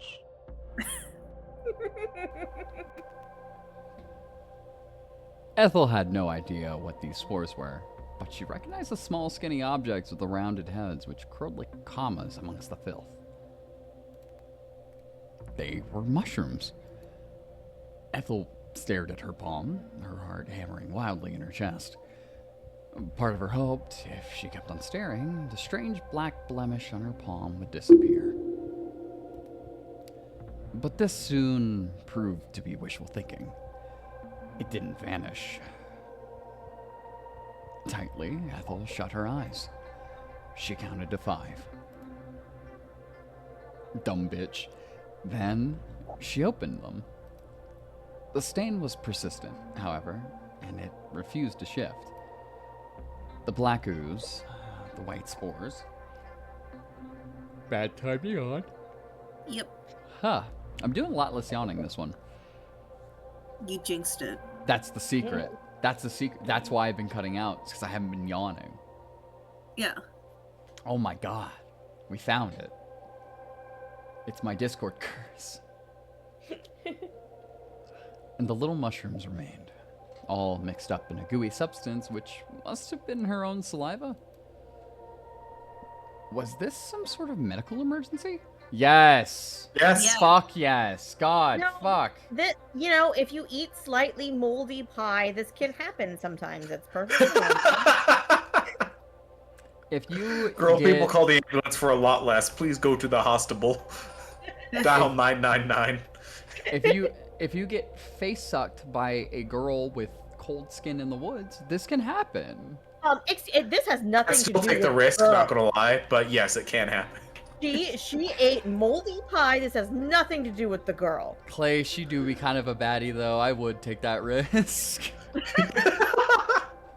Can I be so truthful and honest right now? Yeah, go for it. I don't think the girl's that hot. Fair, I could see I it. think that's fair. Yeah. She's too skinny and pale for my. I think that's also fair. It's the voice that doesn't do it for Bailey. I know. Hey, calm down. No, that's not it. Yeah, It's okay, really hold on. I'm just not. I don't know. Too The pale joke white. I immediately want to make is the voice is the best part about her, but I feel like that would be weird to say. Oh, is that weird? Okay. Hey, ow! You We like bit your voice me. for her. Shut the fuck up. Oh yeah, was this some sort of medical emergency? Yeah. Ethel had been fortunate never to suffer from health complications so prominent. She'd been admitted to the hospital, but she had suffered a few cuts and scrapes in her time. A particularly unfortunate incident with a pair of roller skates when run on sentences. When she had been 8 years old, had resulted in quite the nasty gash in her left knee. A gash which had bled profusely. Ethel's knee had been sticky with gore following that little incident. But the blood which had spurted from her perforated skin had been scarlet. Its pigmentation had been so very bright, it had almost been garish. Blech. The strange fluid smeared across Ethel's palm was nothing like that, however. It couldn't have been blood. It wasn't red. Also, now that I'm thinking about it, how the fuck did you breathe this shit in? You weren't breathing during that kiss. Oh, that's exactly it. Like the kiss just kind of implanted things. Well, Yeah. that's the insinuation, but kissed also with- Ethel not wasn't kissed with breathing. tongue. Ethel was like Yeah, holding her breath. A lot of saliva swapping. Yeah, That- there's a lot of yeah, saliva That's swapping. probably what it is. Yeah. But the implication is that it's in her lungs. Look, Yeah. when Yeah, but when like, it said that the spores- girl used tongue, like they meant she used tongue. She shoved it all in there. I do have to say that probably. David, have all what your happened- kisses been boring? Yeah. No.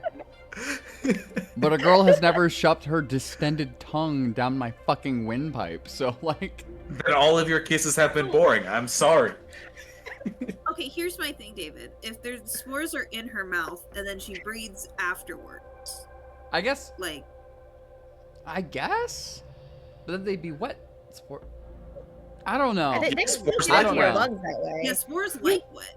Also, you- they can and you propagate inhale. in the mouth and travel down. Yeah, Yeah, and you inhale wet things all the time. yeah. Hey, Like yo. anytime it's humid, you're inhaling moisture. I guess to be fair, yeah, someone did start growing a fucking pine tree in their lungs, huh? Uh-huh. Yeah. So like... Yeah, I'll shut the fuck up. It looked more like motor oil, but that didn't make any sense. You're a robot. We were so wrong. It wasn't mushroom yowie. It was transform. Yeah. Did you say it wasn't mushroom yowie? I said the wrong fucking thing. Shut up. I'm going. Hey, Mushroom X robot Yuri? Question mark. She's Hey, a badly yo. programmed robot. She wasn't programmed with confidence. Clay. I can't do it as well. I'm gonna feed you lines, but I need you to do it in the Australian accent. just type up the lines for me. I got I got you.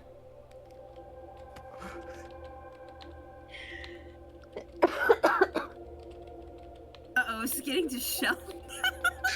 Oh, it's contagious. It's contagious. I've been playing the Mushroom Girl too long.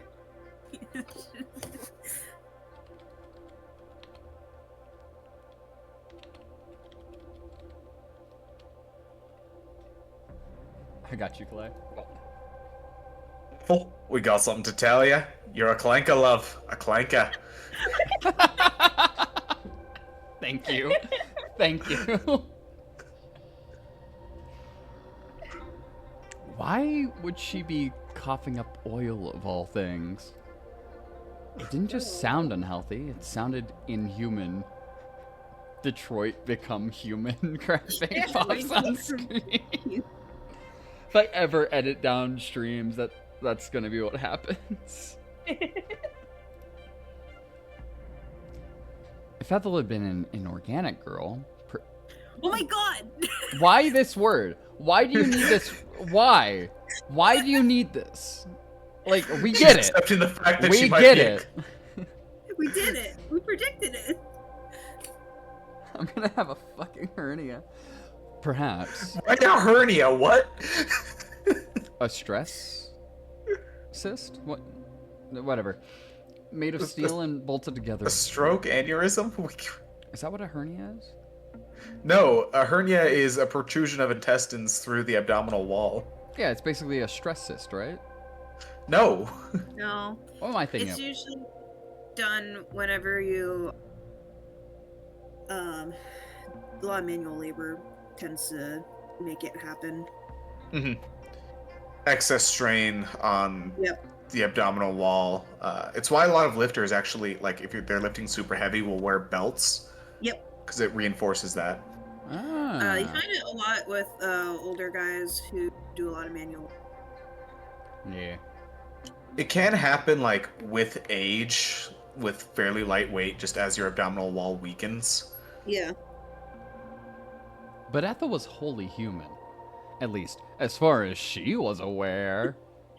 Ba-dum, ba-dum, bam, bam. Her skin was soft, and her flesh was quite yielding. She knew because of the bathroom. She was weak, delicate even, but she was definitely a human. There was no reason why she ought to be vomiting up oil. I'm suddenly remembering a Goosebumps tale, like a Goosebumps story. Stop me if you remember this one, but it's the one where, like, he has an edgy cousin and, like, a weird uncle that he moves in with. And, like, a bunch of, like, weird things happen. Like, his uncle kind of has, like, a weird lab where he does, like, experiments. His edgy brother keeps, like, giving him, like, vague warnings about, like, seemingly nothing. And by the end, it turns out the cousin was a robot made by his uncle, and so is the main character. But the main character was a perfected version of the robot. Do y'all remember that one? No. That was more of a scary stories to tell in the dark, kid. I wish I was. That shit seemed like it was fire. But Oh, it was mwah. yeah, no, that's a Goosebumps story that was never put to any, like, visual medium. It's only a book. I cannot remember what it's called. I might look it up later, but, like, I do remember it very vividly. There was no reason why she ought to be vomiting up anything. She might have felt sick. I love how silent, like, there's no music now, so me doing that spiel and then hearing silence after has filled me with so much confidence. She might have felt sick, but she wasn't that sick. Not physically, at least. Mentally, however. Damn. Ethel wasn't sure, and that scared her even more. Girl, I think the mushrooms in your lungs should scare you the most, but to each their own. Ethel did her best to go about her afternoon like she usually did. I'm not rereading her fucking bullshit, sorry. She hauled herself out of her bed with no small amount of effort, then padded to the bathroom, where she will now grab a toasty or 3. Once there, she cleaned her palm free of the dark sludge which had marked it.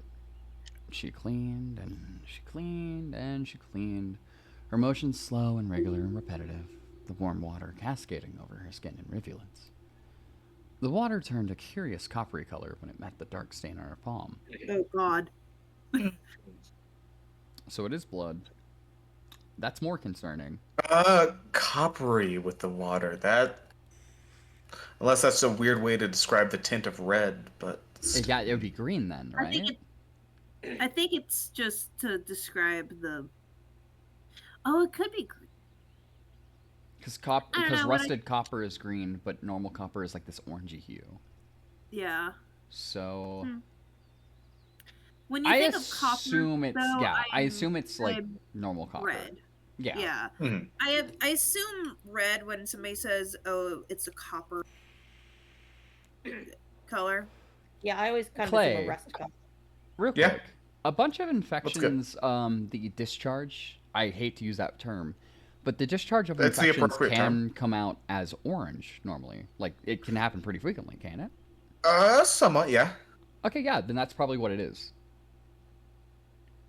Okay, then it is probably like a coppery orangish color. When it met the dark stain on her palm. But Ethel tried not to dwell on this too much. Like Lady Macbeth, calm down, sweetheart.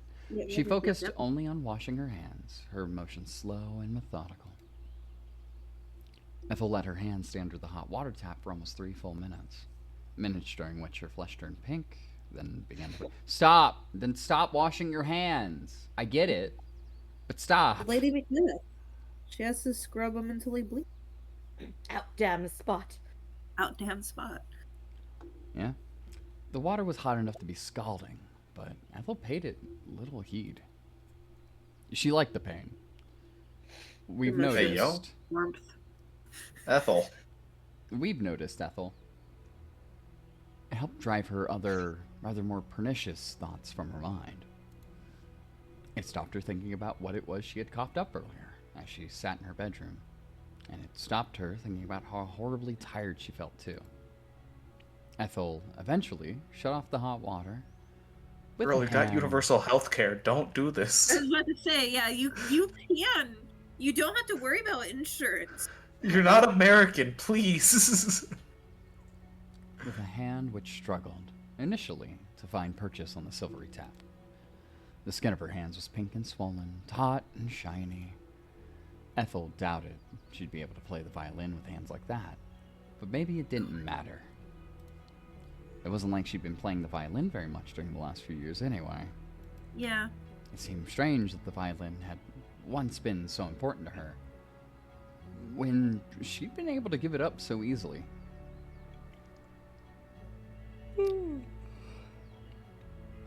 Maybe she'd never cared about the violin as much as she thought. It had just been a distraction, really. A means of filling the empty, aching chasm of her life. For a while, the violin had served its purpose. It had made Ethel happy. Now we have the girl. But now I have... The girl. But that had been many years ago now. Ethel's university degree, likewise, had once given her joy. Or the semblance of joy, at least. But she took little pleasure in that now. Honey, go to a psychiatrist. You have depression. Seriously. You She also has have mushrooms depression. in her lungs. That's new. This is an old one. She took little pleasure in most things. With her hands newly cleaned, Ethel dressed herself. Especially herself. She takes little pleasure in herself. Yeah, we know. Do you? How about I go on the 5th tirade about how much she hates herself? How do you feel about that? I think the 4th I'll really get it. But what about a Not 5th? the 4th, the 6th. What about the 5th, though? Doesn't it add to the The theme? 6th, You're over it? nah. I need more. Oh, okay. Does she like hate herself, or is she just, doing it for the culture? Just doing it for attention. Well, either way, she dressed herself slowly and clumsily, with hands which didn't want to obey her. Her skin was stretched tightly over her bones, like the surface of a drum, and bending her fingers hurt. Honey! I know you don't like Mr. Brown because you have a weird thing going on. Ask him to take you to a hospital. Yeah. He'll do it. He's nice. Mr. Brown, a homie. Yeah. Yeah.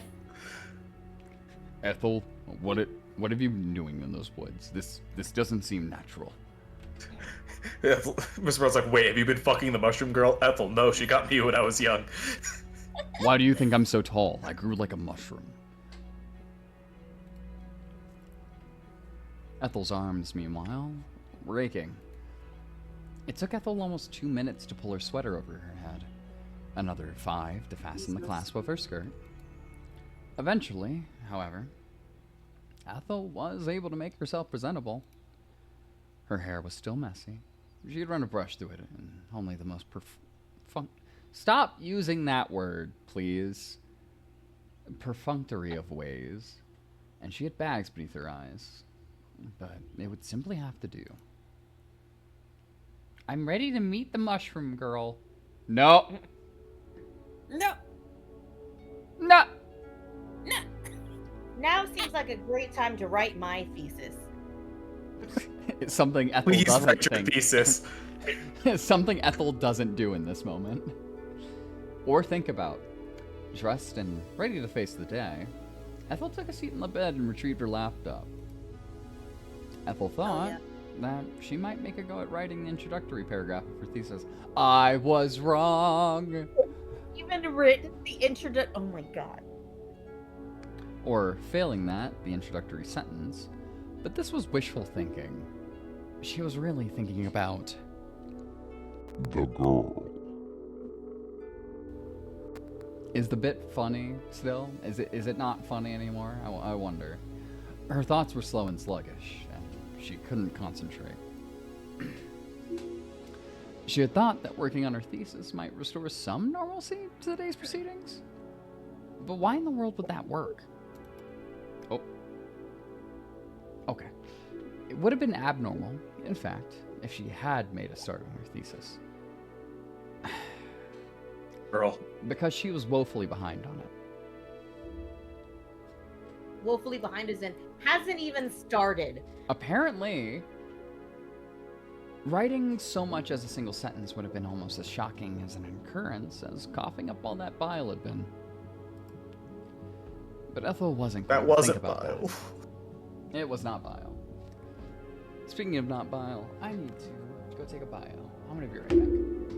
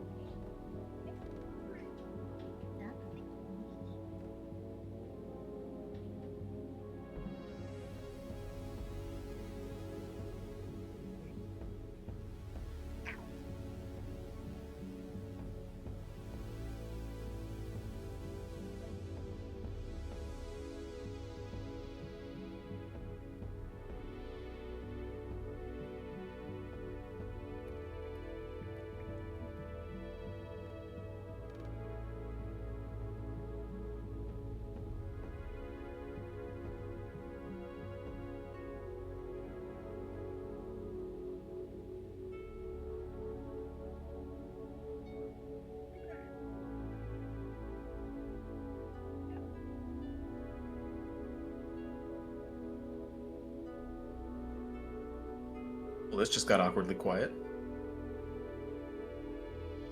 Oh, that's because everyone else is muted. Gotcha. Everyone muted. Yep, I did not realize that at first. Whoops. Yeah. I decided I was like, wait a second. Hold the phone.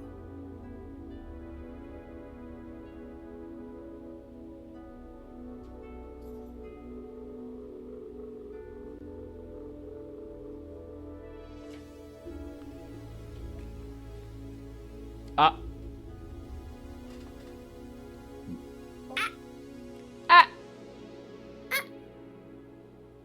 But Ethel wasn't going to think about that. She didn't want to think about her thesis either. And in any case, she couldn't think of it. It was starting to give her a headache. Ethel set her laptop down, defeated. Wait, hold on. There's a PC in the... Hold on. I swear, if the girl is writing a thesis while practicing violin. What? Stealing Ethel's personality is what I'm trying to get at. Oh, sorry. I think you mean... The girl. Ah, yeah, I do. Sorry. I didn't understand for a second there. The girl. The girl. Incorrect. It's... The girl.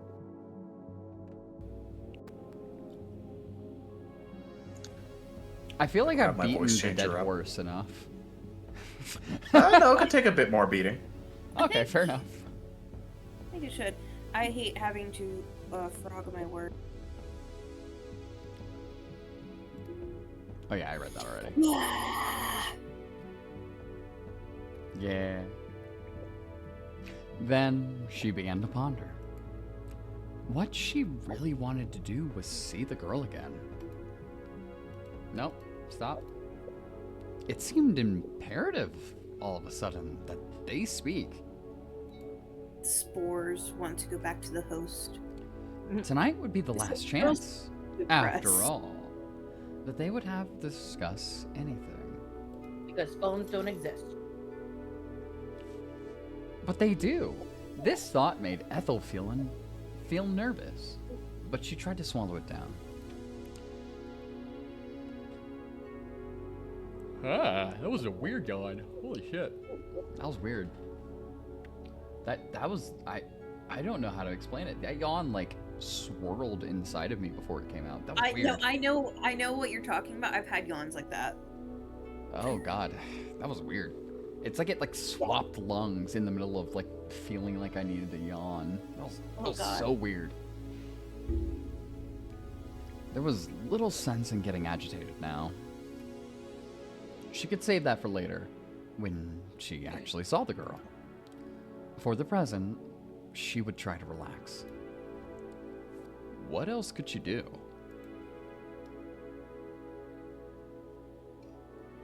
Ethel descended down the stairs, then took refuge in the living room, as she had the day before. She had many more episodes of Supernatural to work through, I forgot about that. and that was what she did. I can't wait to see them in this art style again. Yeah, There it's they my are. boys! It's Dam and Sean again. I love my boys Dam and Sean. Ethel watched the TV, her eyes fixed to it sightlessly. She was only half paying attention for 2 hours.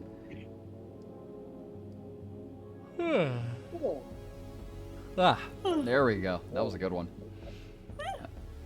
I am so sorry. Until she was distracted by an uncomfortable rumbling in her stomach. Time for toasties. It was only then that Ethel realized she hadn't eaten anything all day. And she'd not eaten much the day prior either. Ethel could only recall having a couple of toasties. And then a few forkfuls of her mother's cherry pie, which she had inevitably binned. Was the pie the reason? She wondered. She hadn't had much of an appetite lately? Just the pie. Nothing else. How do I write it so that way she doesn't think it's the Spore Girl? Cherry pie. It's a metaphor. The cherry pie is a metaphor for the moon phases. A monthly happening that we all know and love. Mm-hmm. Yes. I feel like love is a strange way to put Don't it. you love the moon, Bailey? Don't you love to see a full moon shining its beautiful light upon the scenery? I thought you were being... Oh, you were alluding to menstruation again. Bailey! David would never. I'd never. I can't believe you'd put those words in my mouth. It might explain why she felt so queasy, too. That's it. I'm finally gonna do it. I'm gonna throw myself out of this fucking window. God, don't voice that's what I was trying. God, I wish Dave would throw himself out of that fucking window already. No. Ethel's stomach felt empty, but she didn't have any particular desire to fill it. The thought of getting to her feet, then shuffling all the way to the kitchen, to look through the fridge was immensely unappealing. Was immensely unappealing. Ethel would far rather sit on the overstuffed sofa, which was comfortable, and watch Supernatural. You know, with her favorite characters, Dam and Sean. Bass and Keen? Bass and Keen. Bean and Cass. Casserole. Casserole. But Ethel knew she had to eat something. It wasn't like her to skip meals. You know, because she was so ugly and fat. Oh. Wait, I do gotta say, what do you mean it's not like you just skip meals? When you sleep, like, from the morning to, like, afternoon, and I mean deep afternoon. Bailey, breakfast is a state of mind. But she's also skipping lunch! Breakfast is a state of mind, okay? Breakfast is just whatever meal you have first in the day. It's where you break the fast. Yeah, I know, but It's a like... state of mind, Bailey. Much like the moon phases. Sometimes your breakfast is also your dinner. That's okay. That's called Brenner, and it's also a state of mind. Much like menstruation. Just the quiet part out loud, just straight out. I'm going. Yeah, look, you got me to that point. I hadn't said it all session, but now I'm at it. I'm going to have to kill you. I did it. I'm sorry. I did it, gang. I'm sorry. Clay, you may need to go get the kennel ready. We gotta take him to the vet. Wait, you can't take me. Can we No! wait till like this month is over. Yeah, so you can get rent. Sure. Yeah. Typically, food was the one bright spot in her day. The sole thing she looked forward to. I don't need to listen to myself anymore. There we go. Now there's no echo. The sole thing she looked forward to. Now, it felt more like a chore. Depression, baby. Still, Ethel forced herself to stand. She was 21 now, which meant she had to try and marshal her body. She had to be a responsible adult, no matter how fat her tits were, or how little she wished to encapsulate either of these roles. There was nobody else in the house, in any event, to look after her. She had to look after herself. If only. Ethel walked to the kitchen, with some degree of effort, then examined the contents of the fridge. I thought that line would be longer. She examined the freezer. Girl, you know there ain't anything in there. She examined 'Cause all he's- of the cupboards, looking for stray tins of soup. Leftovers, maybe, from shopping trips her parents had embarked on years prior. Or packets of half-eaten pasta. But drew a blank. There was no food in the house. Not unless one counted some boil in the bag rice, a sticky jar of pickles, and several packets of pork scratchings, her father's favorite. Hey, Girl, you food can enough. probably right now. I mean, eat a sticky pickle. It'll help you get over the girl. And some rice. Like, beggars can't be choosers, son. If you're hungry, eat the rice. Look, dog, we Rice. literally call that a depression meal. It just be like that. Sometimes it do. This is me forcing myself not to go to the store this week because I was waiting on payday. Oh my So I was god, like, Ethel is literally me. I'm going to have to spend my for your rabies shot. Clay, I don't care about your rent anymore. Shoot him.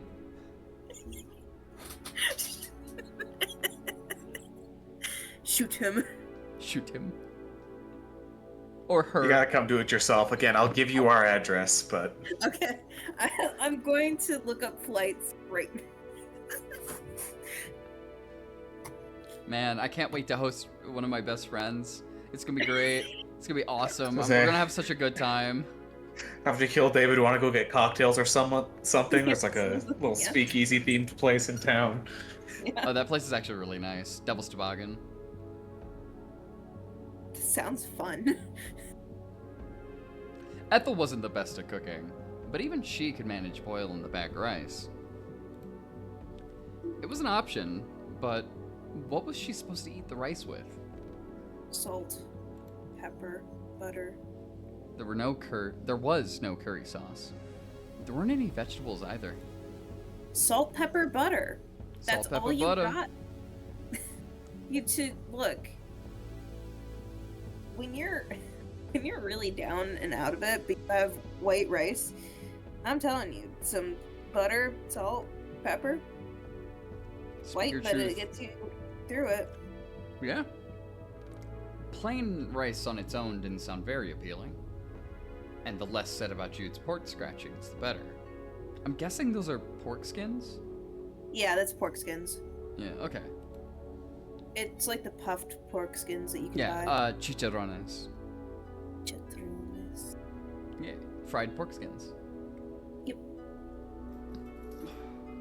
It seemed like she had no choice. She would have to make an emergency trip to the corner shop. Probably see Mr. Brown on the way there. Yep. It was fortunate that Oxbury did have a corner shop. The village was small, but it still boasted a place where it's overwhelmingly elderly. Residents could buy bread and eggs and milk when needed. The shop was tiny. Its inventory limited. There we go. But that was fine. Oxbury didn't need anything grander than that. Just get some eggs, and then you can fry up the eggs and put it over plain rice. You're good. Egg rice? I love egg rice. Egg rice, add some black pepper. You're in England. I Yep. know you have black pepper. Y'all did a whole thing I with know that. you. It might be too spicy. Oh, that's right. Yeah. Weird thing that England conquered the world for spice and then couldn't handle it. So, I think it's mostly because they wanted it for money. Anyways. Yes. They wanted to corner the trade. So, funny thing is that I recently got like this bag of popcorn that's like I have to cut down on like salt intake and all that because I apparently have high blood pressure. That's doctors still trying to figure out why. But so I was like, okay, looking at low sodium things I could do instead of like just grabbing a bag of chips at work. I was like, cool, I'll do popcorn. And this one popcorn was like, compared to all of them that had the low sodium, it was like black pepper and salt. And I was like, okay. For some reason, when black pepper is the primary taste, apparently it is somewhat spicy to me. And I was like, damn, I feel white right now eating this fucking popcorn and be like, damn, this is kind of spicy. It's black pepper. I am judging you, Bailey. I know. I judge Me as well. myself, and it's like, no, I can handle spicy foods. I promise. But like, The most I could jagged hear you guys bread knife talking in about rice existence. while I was in the kitchen making a rice ball with salt. yeah. The most jagged bread knife in existence. Her next staff hour blocked out for her, Ethel decided to step out. She put her shoes on at the door, jamming her feet into her mud-caked trainers almost haphazardly, and set off. Girl. But was she really hungry? Maybe she just wanted to see. The girl. I am super judging her for being like, I don't want to go to the corner store like yesterday. Mhm. I don't want to go to the corner store. I just don't feel like it. When it's like, oh, it's a half-hour trip. Like, as in there shopping and back. Yeah, Come on, girl. that's like a 10-minute walk, maybe like a 10-minute shop at most, 10 minutes back. Yeah. Yeah. Yeah, it was only an 8-minute walk, if that. Fuck off. Fuck off. You're going to the corner store. Yeah. Whether you like it or not. Like everything else in Oxford. Whether we wanted to or not, we're going to the corner store to get groceries. Thank you, Clay. I'm glad you got me. The corner shop wasn't far away. It was only an 8-minute walk, if that. Really need to sit up. Yep. Ethel had hoped that the fresh air might help brace her. Restore some color to her cheeks, maybe. But she hadn't banked on it being so very cold. Or so very miserable. It wasn't cold enough to snow, thank goodness, but the temperature must have been in the single digits. Ew.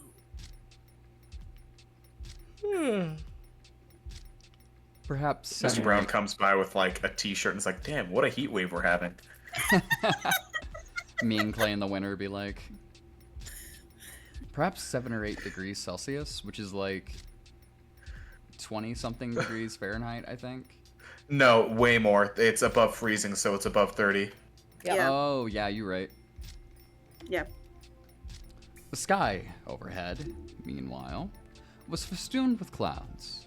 Absolutely festooned. There was nothing particularly joyful about Oh, it. it's in the 40s, man. In fact, Yeah, that sounds lovely. it was the exact opposite. Ethel shivered all the way to the corner shop, wishing she had put on her coat. Girl. How could she have forgotten? Oral.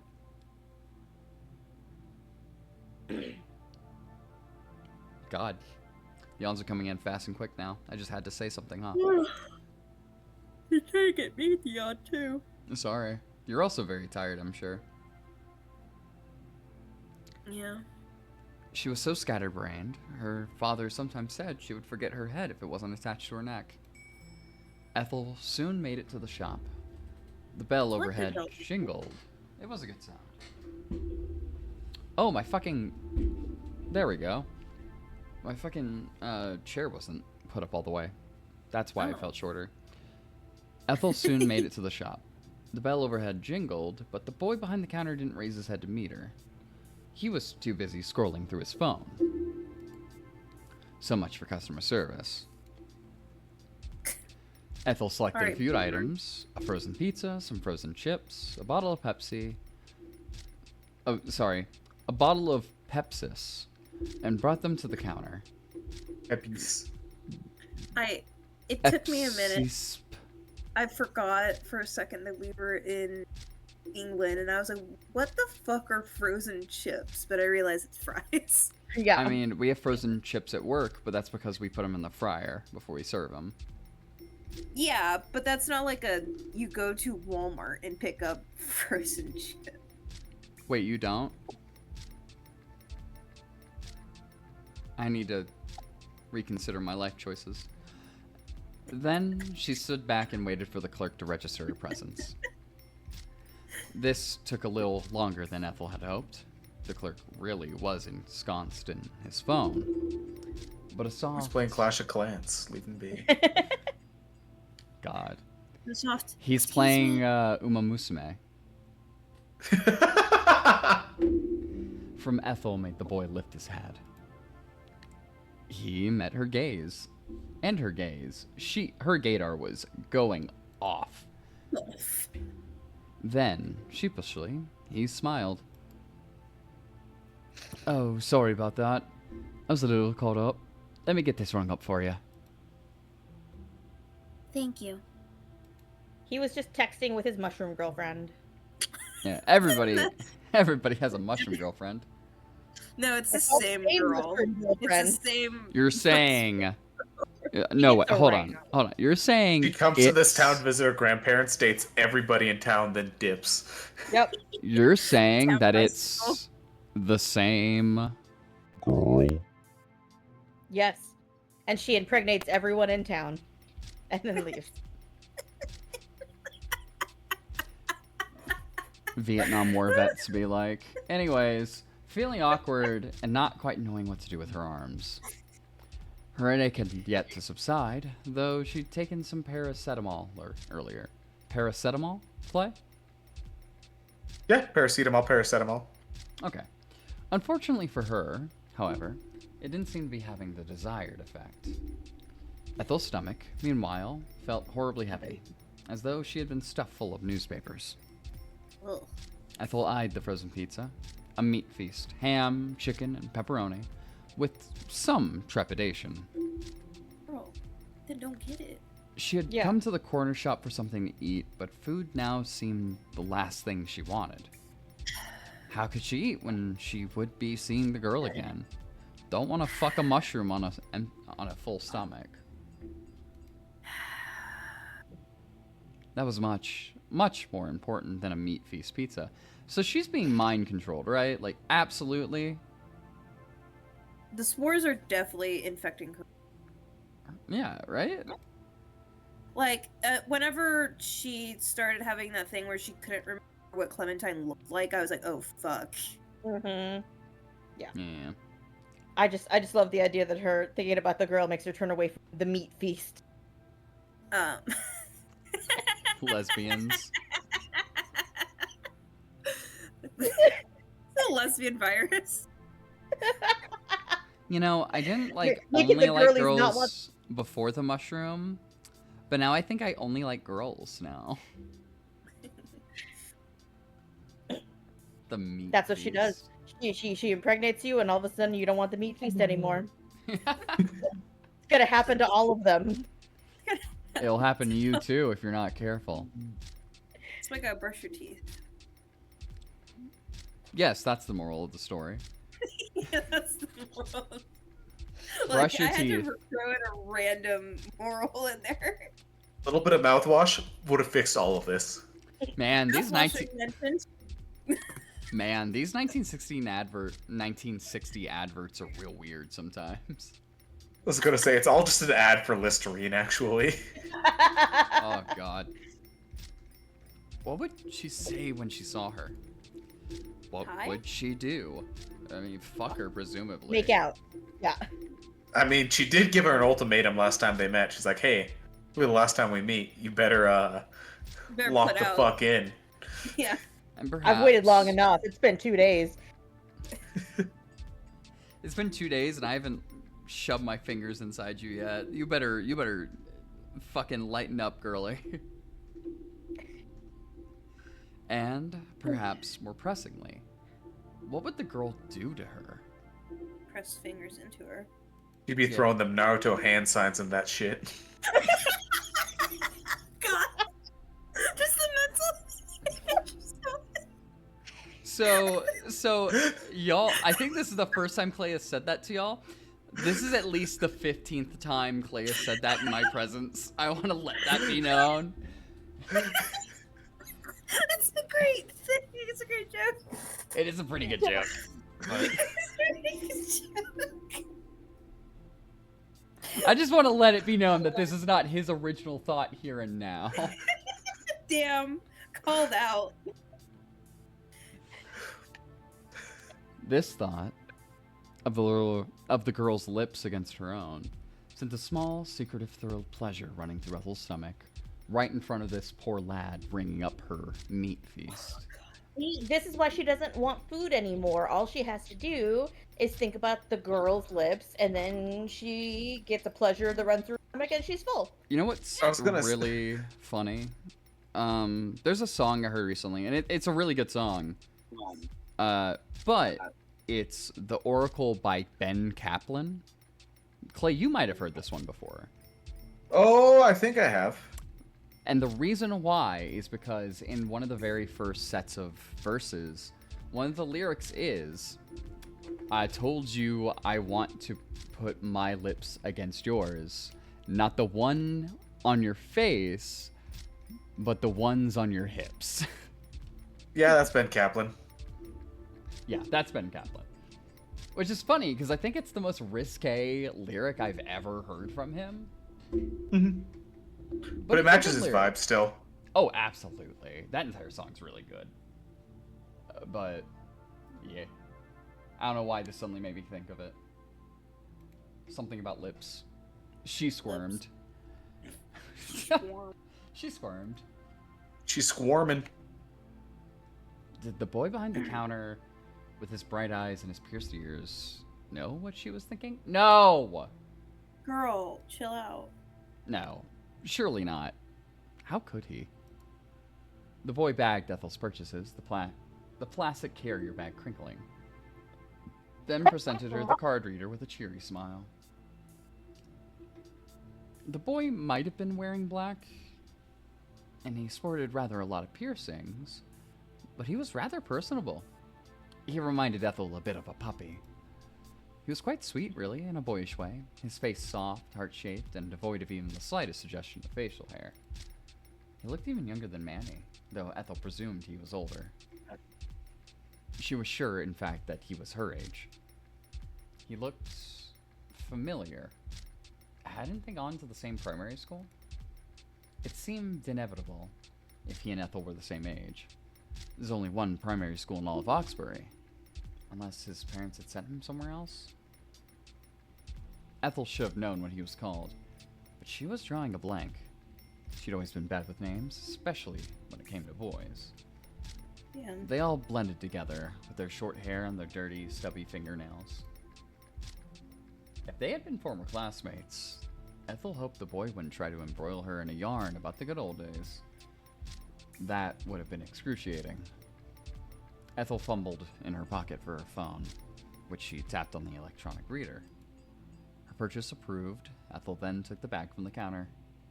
By this point, her palms are sweating, knees weak, arms heavy. Arms heavy. Her stomach, meanwhile, felt heavy, as though she'd eaten a cinder block. Mom's cherry pie, actually, still. It's It's still in wreaking there. havoc in there. Still in there. I'm not gonna say it. But that didn't make any sense. Oh. Why did her stomach feel so heavy? She hadn't eaten anything all day. Ethel had gone to the shop to buy food, to satisfy the empty aching inside her. But this emptiness had shrunk while the boy had been ringing up Ethel's purchases. Or maybe it had expanded. Spores. Spur. She felt dazed. She lurched uneasily towards the exit, feeling like an amphibian out of water. She could very well have been a wet, web-toed creature, which did better underwater than it did on dry land. Looks like it's time to get wet. Her stomach was still churning. Her heart felt like a clenched fist. A sudden wave of nausea assailed her, making her gasp, and then... Ethel? Oh, that was too country. Ethel? That was way too country. A concerned voice drew Ethel out of her reverie. But it wasn't the boy from the corner shop calling after her as she made her anxious escape. It was Mr. Brown.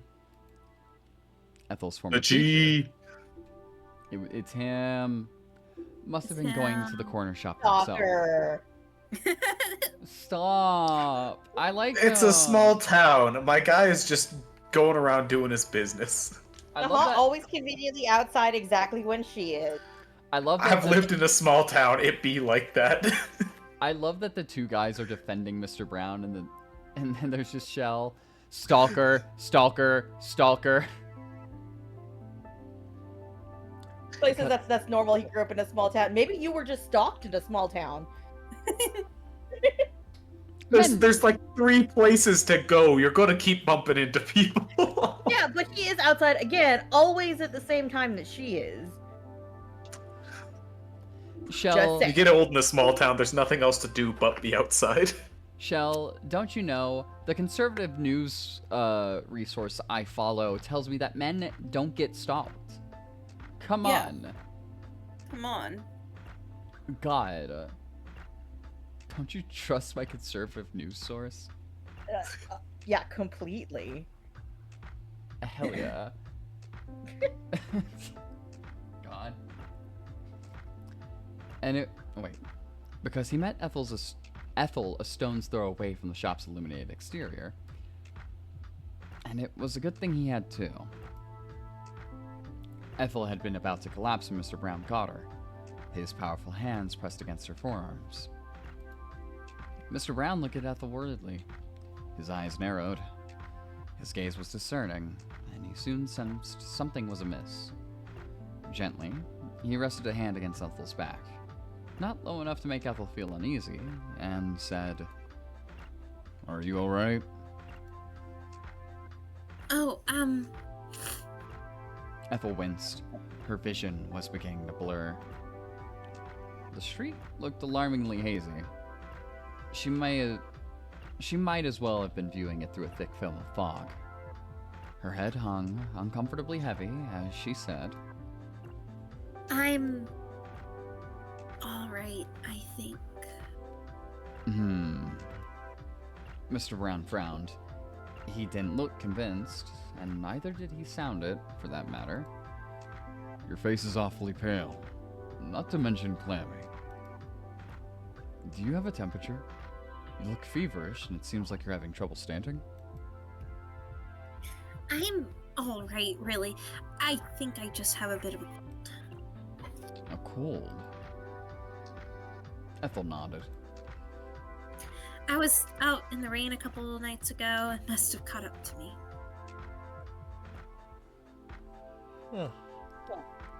Ah, yes, there is that. I would tell you to be more careful, but it's too late for that. I suppose it would be unreasonable for me to tell you to build a time machine.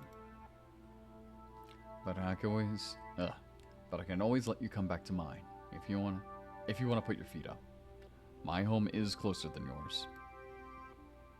It should spare you a bit of a walk, and I could put some tea on maybe. Might make you feel better. Oh, no, it's alright. You don't have to go out of your way. I'm a teacher. It's my job to go out of my way for my students. I'm not your student, though. You were once. And old habits are hard to break. I'd feel guilty in any case, letting you go off on your own in this state. What if you collapsed? I'm not that unwell. I hope you're not. But would you let me be the judge of that? I might not be a doctor, but I am a primary school teacher. You know, which is basically... have this unmarked white van over here that... Yeah. I may That not you be would a take a rest- doctor, but I'm a school teacher, which is practically the same thing in this situation. Small towns. Yeah. Yeah. They might seem like very different professions, but they have their share of similarities. They both involve looking after people. Anime-ass fucking line. Mm-hmm. Privately, Ethel thought that some doctors would dispute this claim. Yeah, no shit. In fact, she imagined a lot of surgeons would take offense at the assertion that corralling children was at all similar to performing triple bypasses. Actually, surprisingly similar for that one. That's bad example. Mr. Brown sounded so earnest, however, that Ethel didn't want to argue with him. Not that she would have done anyway. She wasn't really the sort who argued. She wasn't like Manny, who could turn any... Oh my god. Oh yeah. Who could turn any co-op game he played into a whirlwind of racially motivated insults. Jesus. Ethel didn't want to rebuff Mr. Brown's kindness either, though she didn't relish the thought of going back to his home. She had no desire to see how her old primary school teacher lived, or where. Damn, bitch, you live like this? She wasn't even sure if Mr. Brown's house was a house. It was closer to the corner shop than hers, but she didn't want to question him.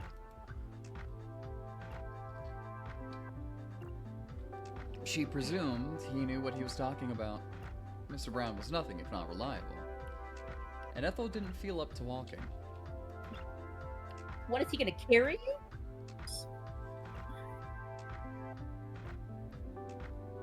The mushrooms will guide her to her destination. Of course. Jesus. The mere act of holding the carrier bag with her Pepsi, diet, of course, you, Lauren would be You. proud, and her frozen pizza, her mother would be less proud about that, was making her upper arms ache. Oh, Dazed, really?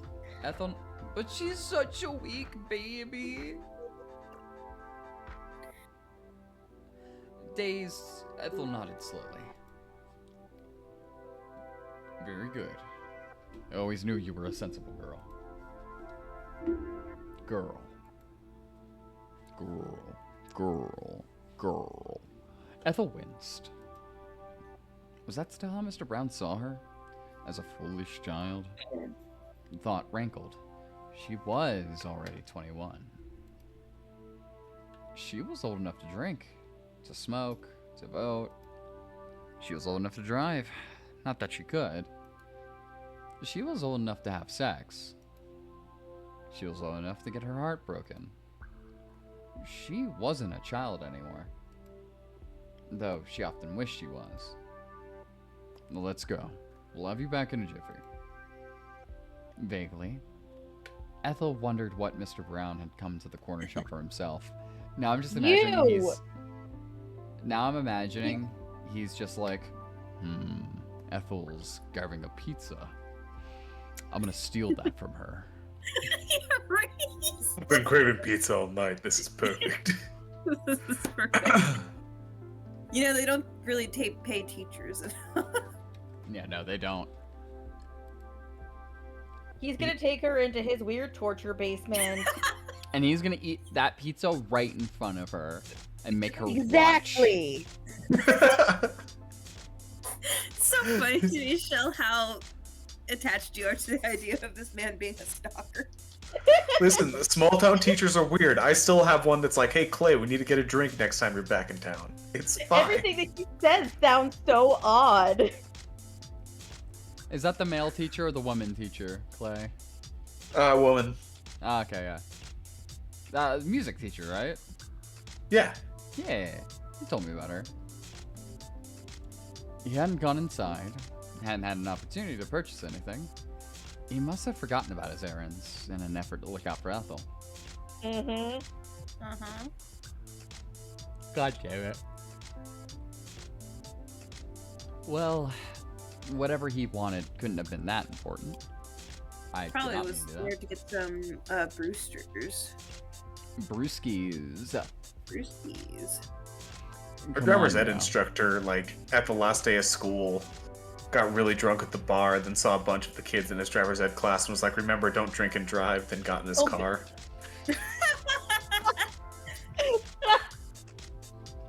Wow. Clay, I know why you're so fucked up now. Do as I say, not as I do. You had, Exactly. Clay, you had terrible role models. I don't know what you're talking about. My role models are all funny as fuck. What more do you need than that? That does explain a concerning amount. Come on now. Mr. Brown spoke reassuringly, giving Ethel's waist a squeeze. Oh, that. It's alright. I've got you. Don't worry. Under normal circumstances, Ethel would have been worried if an older man had been escorting her back to his home with his arm around her waist. Uh-huh. Now I am like, oh, is this gonna turn into something? Yeah. I don't like this. Mr. Brown, I was on your side, damn it. Don't do Yeah, this. I'm like, wait a second. Like, I feel like there's an implication here happening, and I don't like that. I called him on this shit on day one. Lauren and It's like, yes, Jude- around the waist, if you're helping support somebody, that's a good place because it's center of gravity. But Yeah, also, She also said earlier it wasn't low enough that she felt uncomfortable with, but now they're that doing was it- just like a pat on the back helping her stand, though, not necessarily Yeah. like, true. We'll see. Mr. Brown, please don't do this. Mr. Brown, please. I don't think anything like this was warned about, so I don't. Yeah, I don't think Thank you. sexual assault Yes. was in the Yeah. tag, so I think we're That's fine. true. I think He's still a we're fine. homie, it's just phrased Kinda weird. Weird. Yeah, I think it is phrased weird on purpose. Lauren and Jude had never been the most hands-on, unlike Mr. Brown. But they at least had instilled Ethel. Again, Ethel. But they had at least instilled Ethel with a sense of stranger danger in her childhood. Even to an outsider, this situation must have looked suspect. Ethel, you are not making Mr. Brown sound like a stand-up guy. Yeah. God. It is weird to me. Ah, Her she is weakened. I'm going to finally be able to take her back to my place and eat pizza with her. eat pizza. She's weak. I could steal the pizza so easily. Stealing pizza, like stealing pizza from a cold From a victim. depressed He's just- 21-year-old. Even more socially awkward than she is. I mean, his wife just died, so Just. didn't she? No, it'd been a bit. He's like in his Oh, I 50s. thought it was recent. It's I okay, thought her it was- body's in the basement. Shut up! God, Damn. But these circumstances were anything but normal. And for once, Ethel didn't worry. She For didn't have the once. strength to worry, for one thing, and for another, Mr. Brown was so very unsettling. He had taught Ethel when she had been small. She had been afraid of him as a younger girl. That much was true, but she didn't think he was so very threatening now. Not when he looked just as concerned as, if not more than, she was. Right. No, nothing, sorry. Yeah, you're good. I'm yawning. He really did seem to care. That was something Ethel could take solace in, at least. It was a cold sort of comfort. Why did you make that forgot that I noise out of curiosity? I got up then to grab myself a drink of water, and then I came back and I just flopped myself in my chair. Bailey's just casually taking tick damage. Yeah, apparently, That osteoporosis be hitting. It was mostly my feet really hurt from being on them all day, and so And so you. fucked myself over. Yeah, you can fall damage from landing on her chair. I took full damage. Jeez. Oh, God. When her head was aching and her limbs felt so numb, insensible almost, but it was better than being alone. Why? Ah. You're doing a good job. You can do this, just a few steps more. Ethel continued to walk, putting one clumsy, sluggish foot in front of the other, until, at long last, Mr. Brown had led her to their destination. Yeah, this would look really sus to an outsider. Uh-huh. And here we are. Mr. Brown spoke My in basement. Mr. Brown spoke in an uncharacteristically jovial voice as he came to a halt outside a nondescript house, uncannily alike to most of the houses in Oxbury. Pebble dashed with 2 floors and a crooked chimney jutting out of the roof. Home sweet home. There's nothing quite like it. Mr. Brown unlatched the wooden gate which circled his property one-handedly. He was still using his other arm to support Ethel. Then stepped forwards. Ethel followed in his wake, feeling like an obedient pony being taken to a butt of water. Mr. Brown crossed the garden path, an array of geometric stones cut to algorithmic precision, in a manner which rather suited her formal teacher, and eased Ethel onto the front step. Then, he searched his coat pocket for his keys, which he inserted into the lock. This was something of a production, given Mr. Brown was still supporting Ethel, but he was able to manage it with a surprising amount of dexterity for a man his age. Though, perhaps this was not so very surprising after all.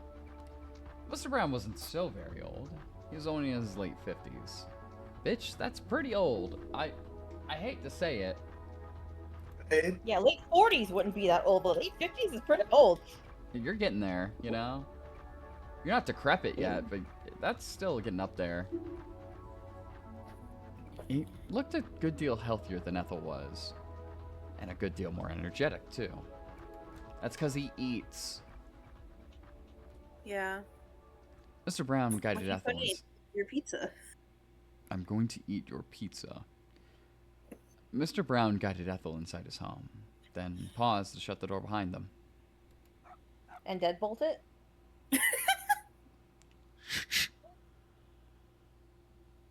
It wasn't long after Mr. Brown had shut the door when Sparky dashed into the hallway, his entrance heralded by a series of excitable barks. The dog must have been left to man the house in Mr. Brown's absence, though how well a dog can man anything was debatable. Yeah. Sparky couldn't have been waiting for his errant master all that long, but his insistent barking was uncannily reminiscent of a nagging wife. Alright, misogynist. Where were you? Sparky would have said, as if he could have talked, which of course he could not. He is a dog, after all. I've been waiting ages. Mr. Brown. Why is Sparky Mickey? Look here, you fuck. No, I did not. Don't mind me, come back with a random woman. No, I did not say that Minnie was very silly. I said she was fucking goofy. I'll do it again.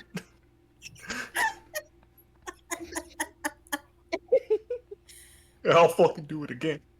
I don't remember what that's from, but it's so funny. It's so good. It's the Goofy's trial thing. Is it? No, not that. I didn't say she was very silly. I said she was fucking goofy. Like, Oh, that was a Tumblr post. is that what Yes, it is? yeah. Okay. Yeah. Mr. Mouse, you say you want to divorce your wife because she is very silly? No, I said she was fucking goofy. Huh. All right. I know you miss me. You don't have to make such a production out of it, you daft mutt. If Ethel hadn't been there, occupying so much of Mr. Brown's attention, Maybe he would have been to ruffle the top of Sparky's head. Sparkle on. As it was, however, Sparkle is his full name. Yeah. Sparky for short. As it was, however, Mr. Brown was otherwise preoccupied, and he couldn't do that. Hey Ethel, have you ever heard of this online indie production anime called Sparkle on Raven? I love it. It's so good. Instead, he gave his dog, or Daft Mutt, rather, a gentle, affectionate nudge in the side with his shin. Sparky yipped at this, appreciatively. I look at you. Appreciatively, perhaps, and Mr. Brown chuckled. Well, I'm glad you're so happy to see me. I could do without you making such a racket, though. What must the neighbors think? I think you're Sparky. Yeah. Ew. Sparky yipped in response and wagged his tail, his dark eyes bright and eager. Mr. Brown chuckled and led Ethel into the living room. The living room. The lamp room. Once the pair of them had divested some of their shoes. Or Those are divested. some wrinkled Oh my god. chairs. I mean, old leather, dude. Yeah. Yeah. Aggie leather. Oh no. He's an alcoholic. Or that's, Is it? Or that's 3 bottles Isn't of that most prune juice. teachers? I think it's soda, ain't it? Nah, prune juice. He's old. It does after look all. straight up like lemon juice. Like that's what my Yeah, lemon juice Yeah, is. it does look like lemon juice. I was thinking either lemon juice or some lemon lime soda. It's the citric Oh, it acid. could be like Ethel. British lemonade, which is lemon the soda. British lemonade is fizzy. Ethel, you don't understand. Drinking straight lemon juice is great for me. The citric acid inside makes me young. Or at The least- citric acid inside is what keeps the mushrooms from propagating in I'm my so stomach. glad you said that, Shell, because I was thinking the same exact. The citric acid inside keeps the mushrooms from infesting me. I too once fucked the mushroom girl. Now you too are suffering a life of having to drink lemon juice. Here, have a glass. We actually didn't go that far. We only made out. Why the Oh fuck are no, you? you made out. That's worse. She wouldn't let me kiss her on the lips. God. Mr. Brown. Ethel, when you meet strange fae women in churches, it's purely carnal, nothing romantic. God. I guess unless it's sapphic. Something to add to the journal. Sure. To my research notes, I mean. Looks side to side. Mr. Brown guided Ethel to an armchair, which she sank down in gratefully, relieved to finally be off her feet. Did she take fall damage? Like me. Like Bailey? Sparky followed the two of them into the living room, his tail trembling all the while. With wide eyes, he looked up at Ethel and cocked his head. Then, he yipped. It was a yip which carried with it a question, one which was so unmistakable. God, Jesus. It transcended the barriers between the species. Who, that yip said, are you? And what are you doing here? Ethel Bitch had half a smiles. mind to reply to the dog's query, but bit back her response. She didn't want to look completely insane, nattering away to a dog as though it had posed a genuine question. Fortunately for her, however, Mr. Brown seemed to have understood Sparky's query.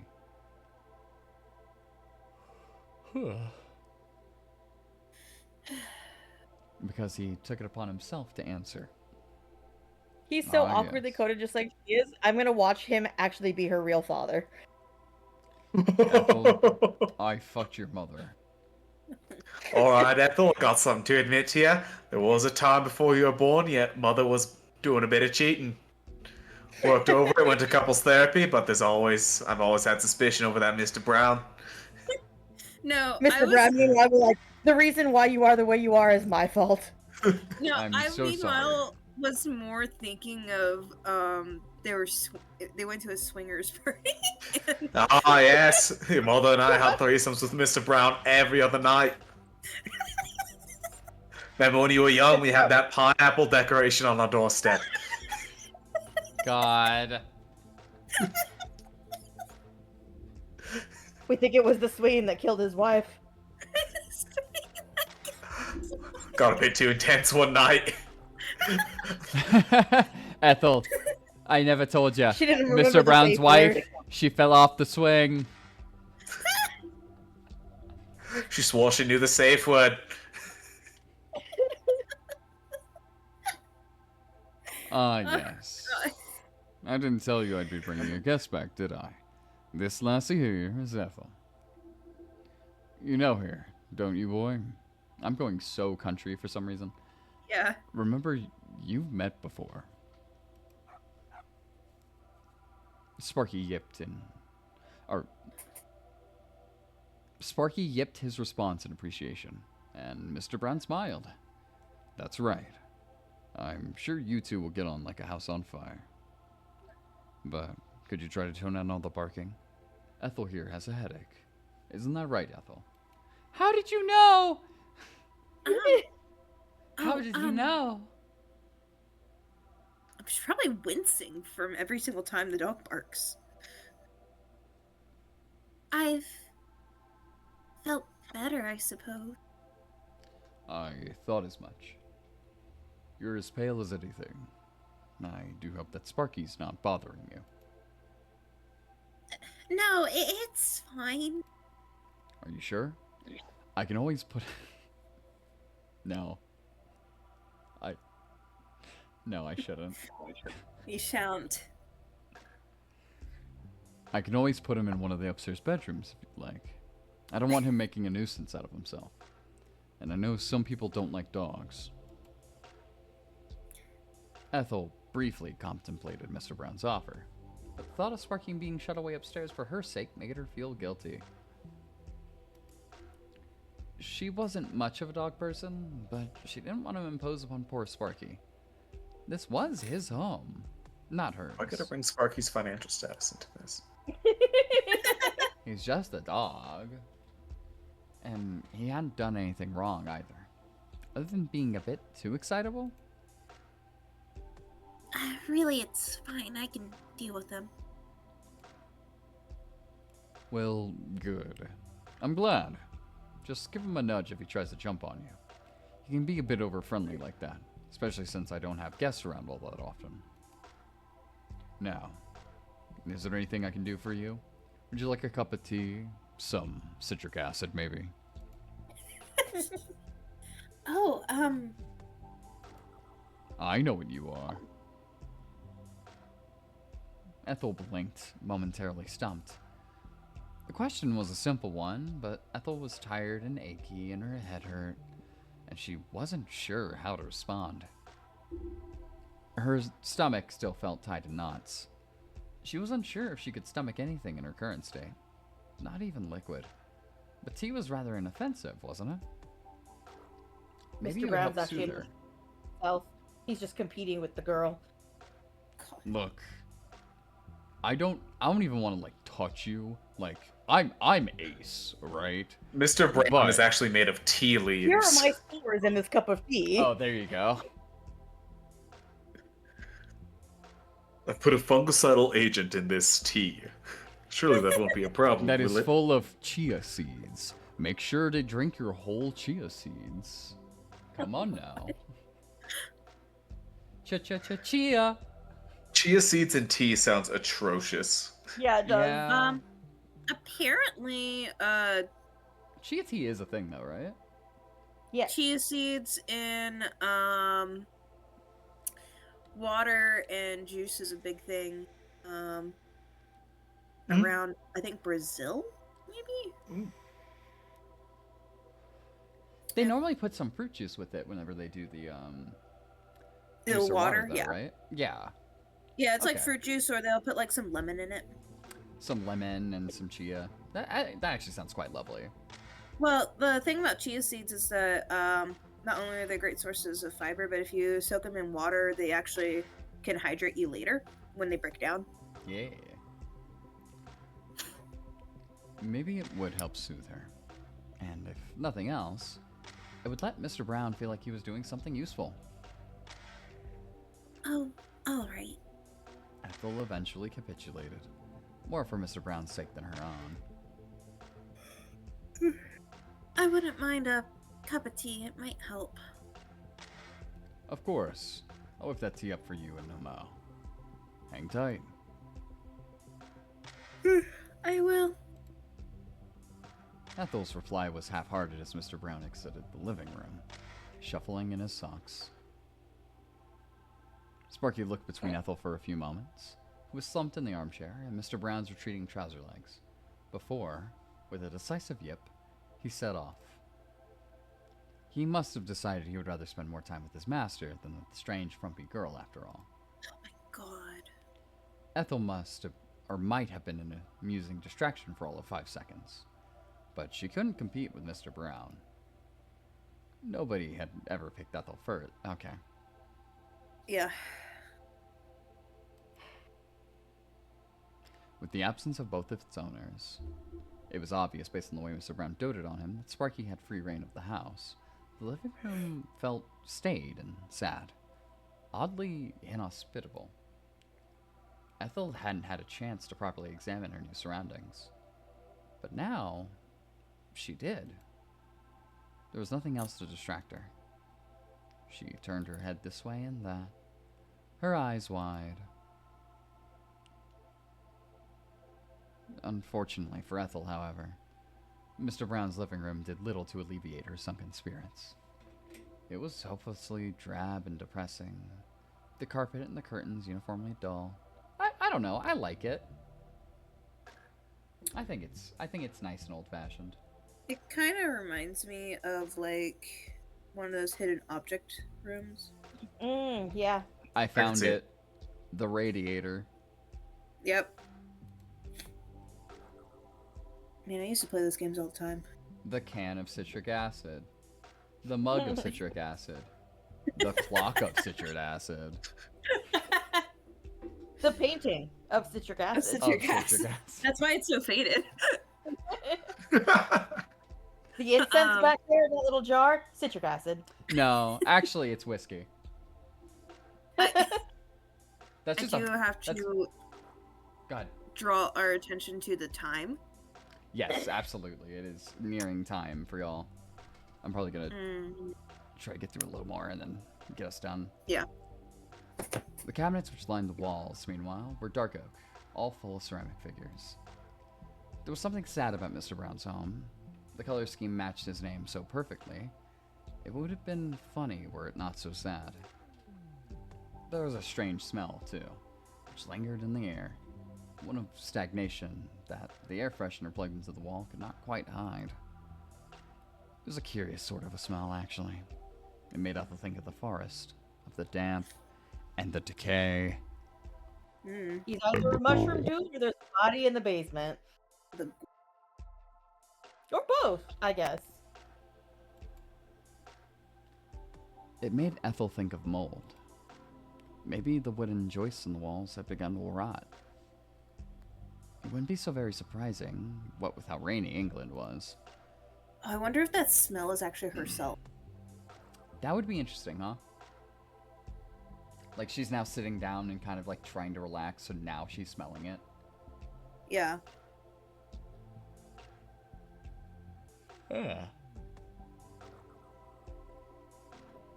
Ethel's parents' house had mold problems too. It wasn't so very bad in the summer, but it always showed up in patchy strains that spread by the windowsills and the radiators when the winter rolled along. Wiping the walls clean of mold had become something of a tradition when the Christmas holidays rolled around. Mr. Brown's house must have been afflicted with the same curse, just like all of the other homes in Oxbury. Ethel doubted that the houses in Australia, with its golden beaches and its sapphire surf, would be plagued with similar problems. They got different problems down there, girly.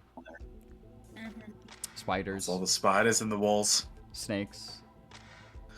That's Sneak how into the Black toilet. Mole just see. It's a bunch of little spiderlings just crawling along. Snake in the toilet.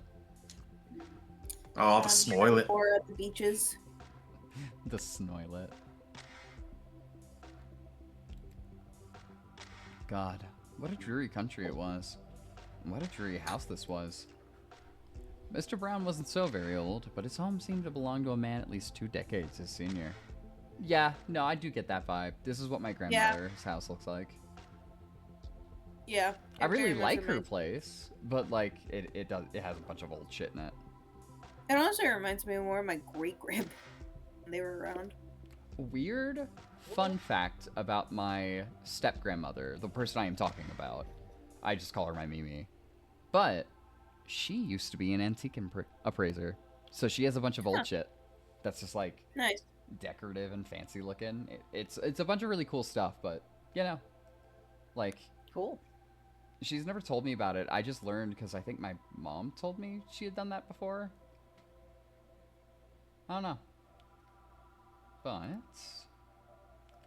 Ethel didn't like the interior decor. Try though she might, she couldn't get comfortable. Mr. Brown's home put her in mind. Rather too much of the old person's home in Marsden, that her great uncle had stayed in after he'd taken a tumble and broken his hip bone. Ethel had liked to visit him there. You've said this before. In that Yeah. Dunn Brown communal home full of elderly men and women. But she hadn't had to pay him too many visits. He had died only a few months after being admitted. Apparently, he had succumbed to pneumonia. That was the official story, at least. But to Ethel's red-pilled brain, she knew it was a conspiracy.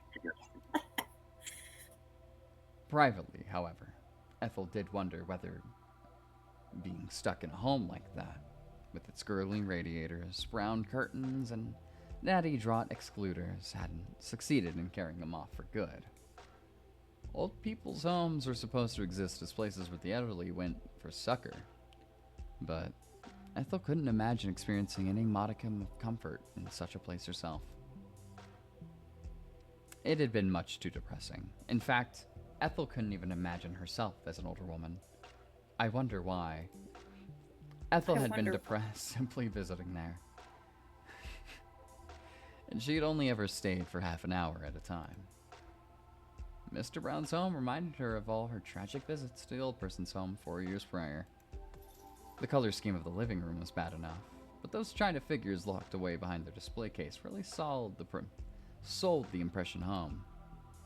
It looked like the sort of figures only a woman well into her 80s would care for, even when viewed from a Mr. distance. Brown liked older women. His wife died of old age, actually. Such figures might have been fashionable once, but they seemed woefully outdated now. Ethel had unearthed similar figures in her childhood, during her weekends spent at car boot sales with her mother. These ornaments had always been grouped together in plastic boxes, all sold at a discount. £2.50 a pop, if that. Some of the more sorrowful ones, with missing fingers and hairline cracks running on their faces, had fetched for £1 or 50p, or they'd been bundled together in humiliating deals. Buy one, get one free. Ethel wondered how much the figures in Mr. Brown's cabinet would sell for at the market. She couldn't imagine many people wanting to part with their hard-earned cash for a retinue of sailor boys whose blonde hair and blue eyes had begun to fade. There was a girl, too, sitting beneath a ceramic tree with a book in her lap, and beside her, a shepherdess with curls who was holding a crook, a lamb nuzzling her thigh. Ah, a sapphic image. There was a boy with a fishing rod, and a girl holding a tray of what Ethel supposed were freshly baked cookies, and a clown who looked almost alarmingly realistic in his ceramic sorrow. I'm surprised I was able to read that perfectly fine. Ethel busied herself trying to count the ornaments Mr. Brown had in that cabinet.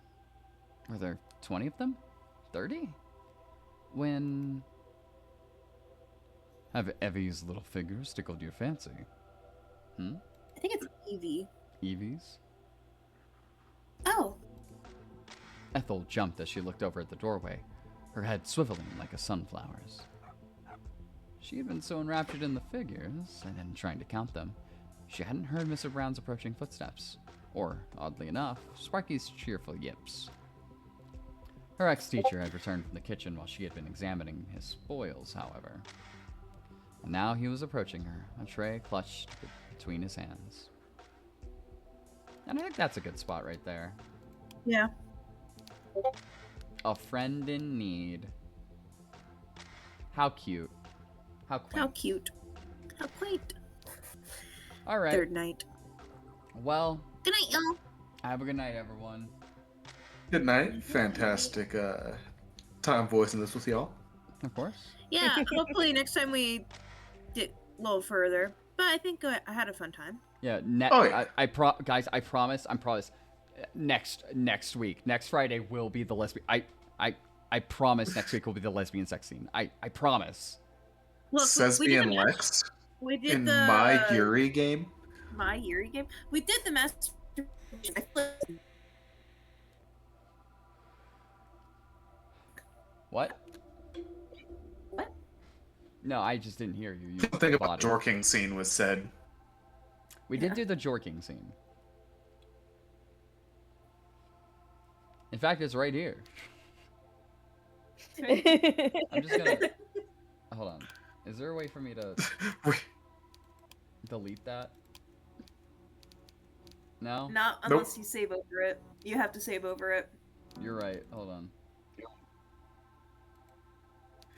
Nope. Stop. We gotta have the jorking scene. Aw. It's just forever gone. No Wait, more wait, jorking it. wait. Ethel, you know this isn't good for you. What do you mean? And What then the fuck are those two the talking girl on about? this blue mirror.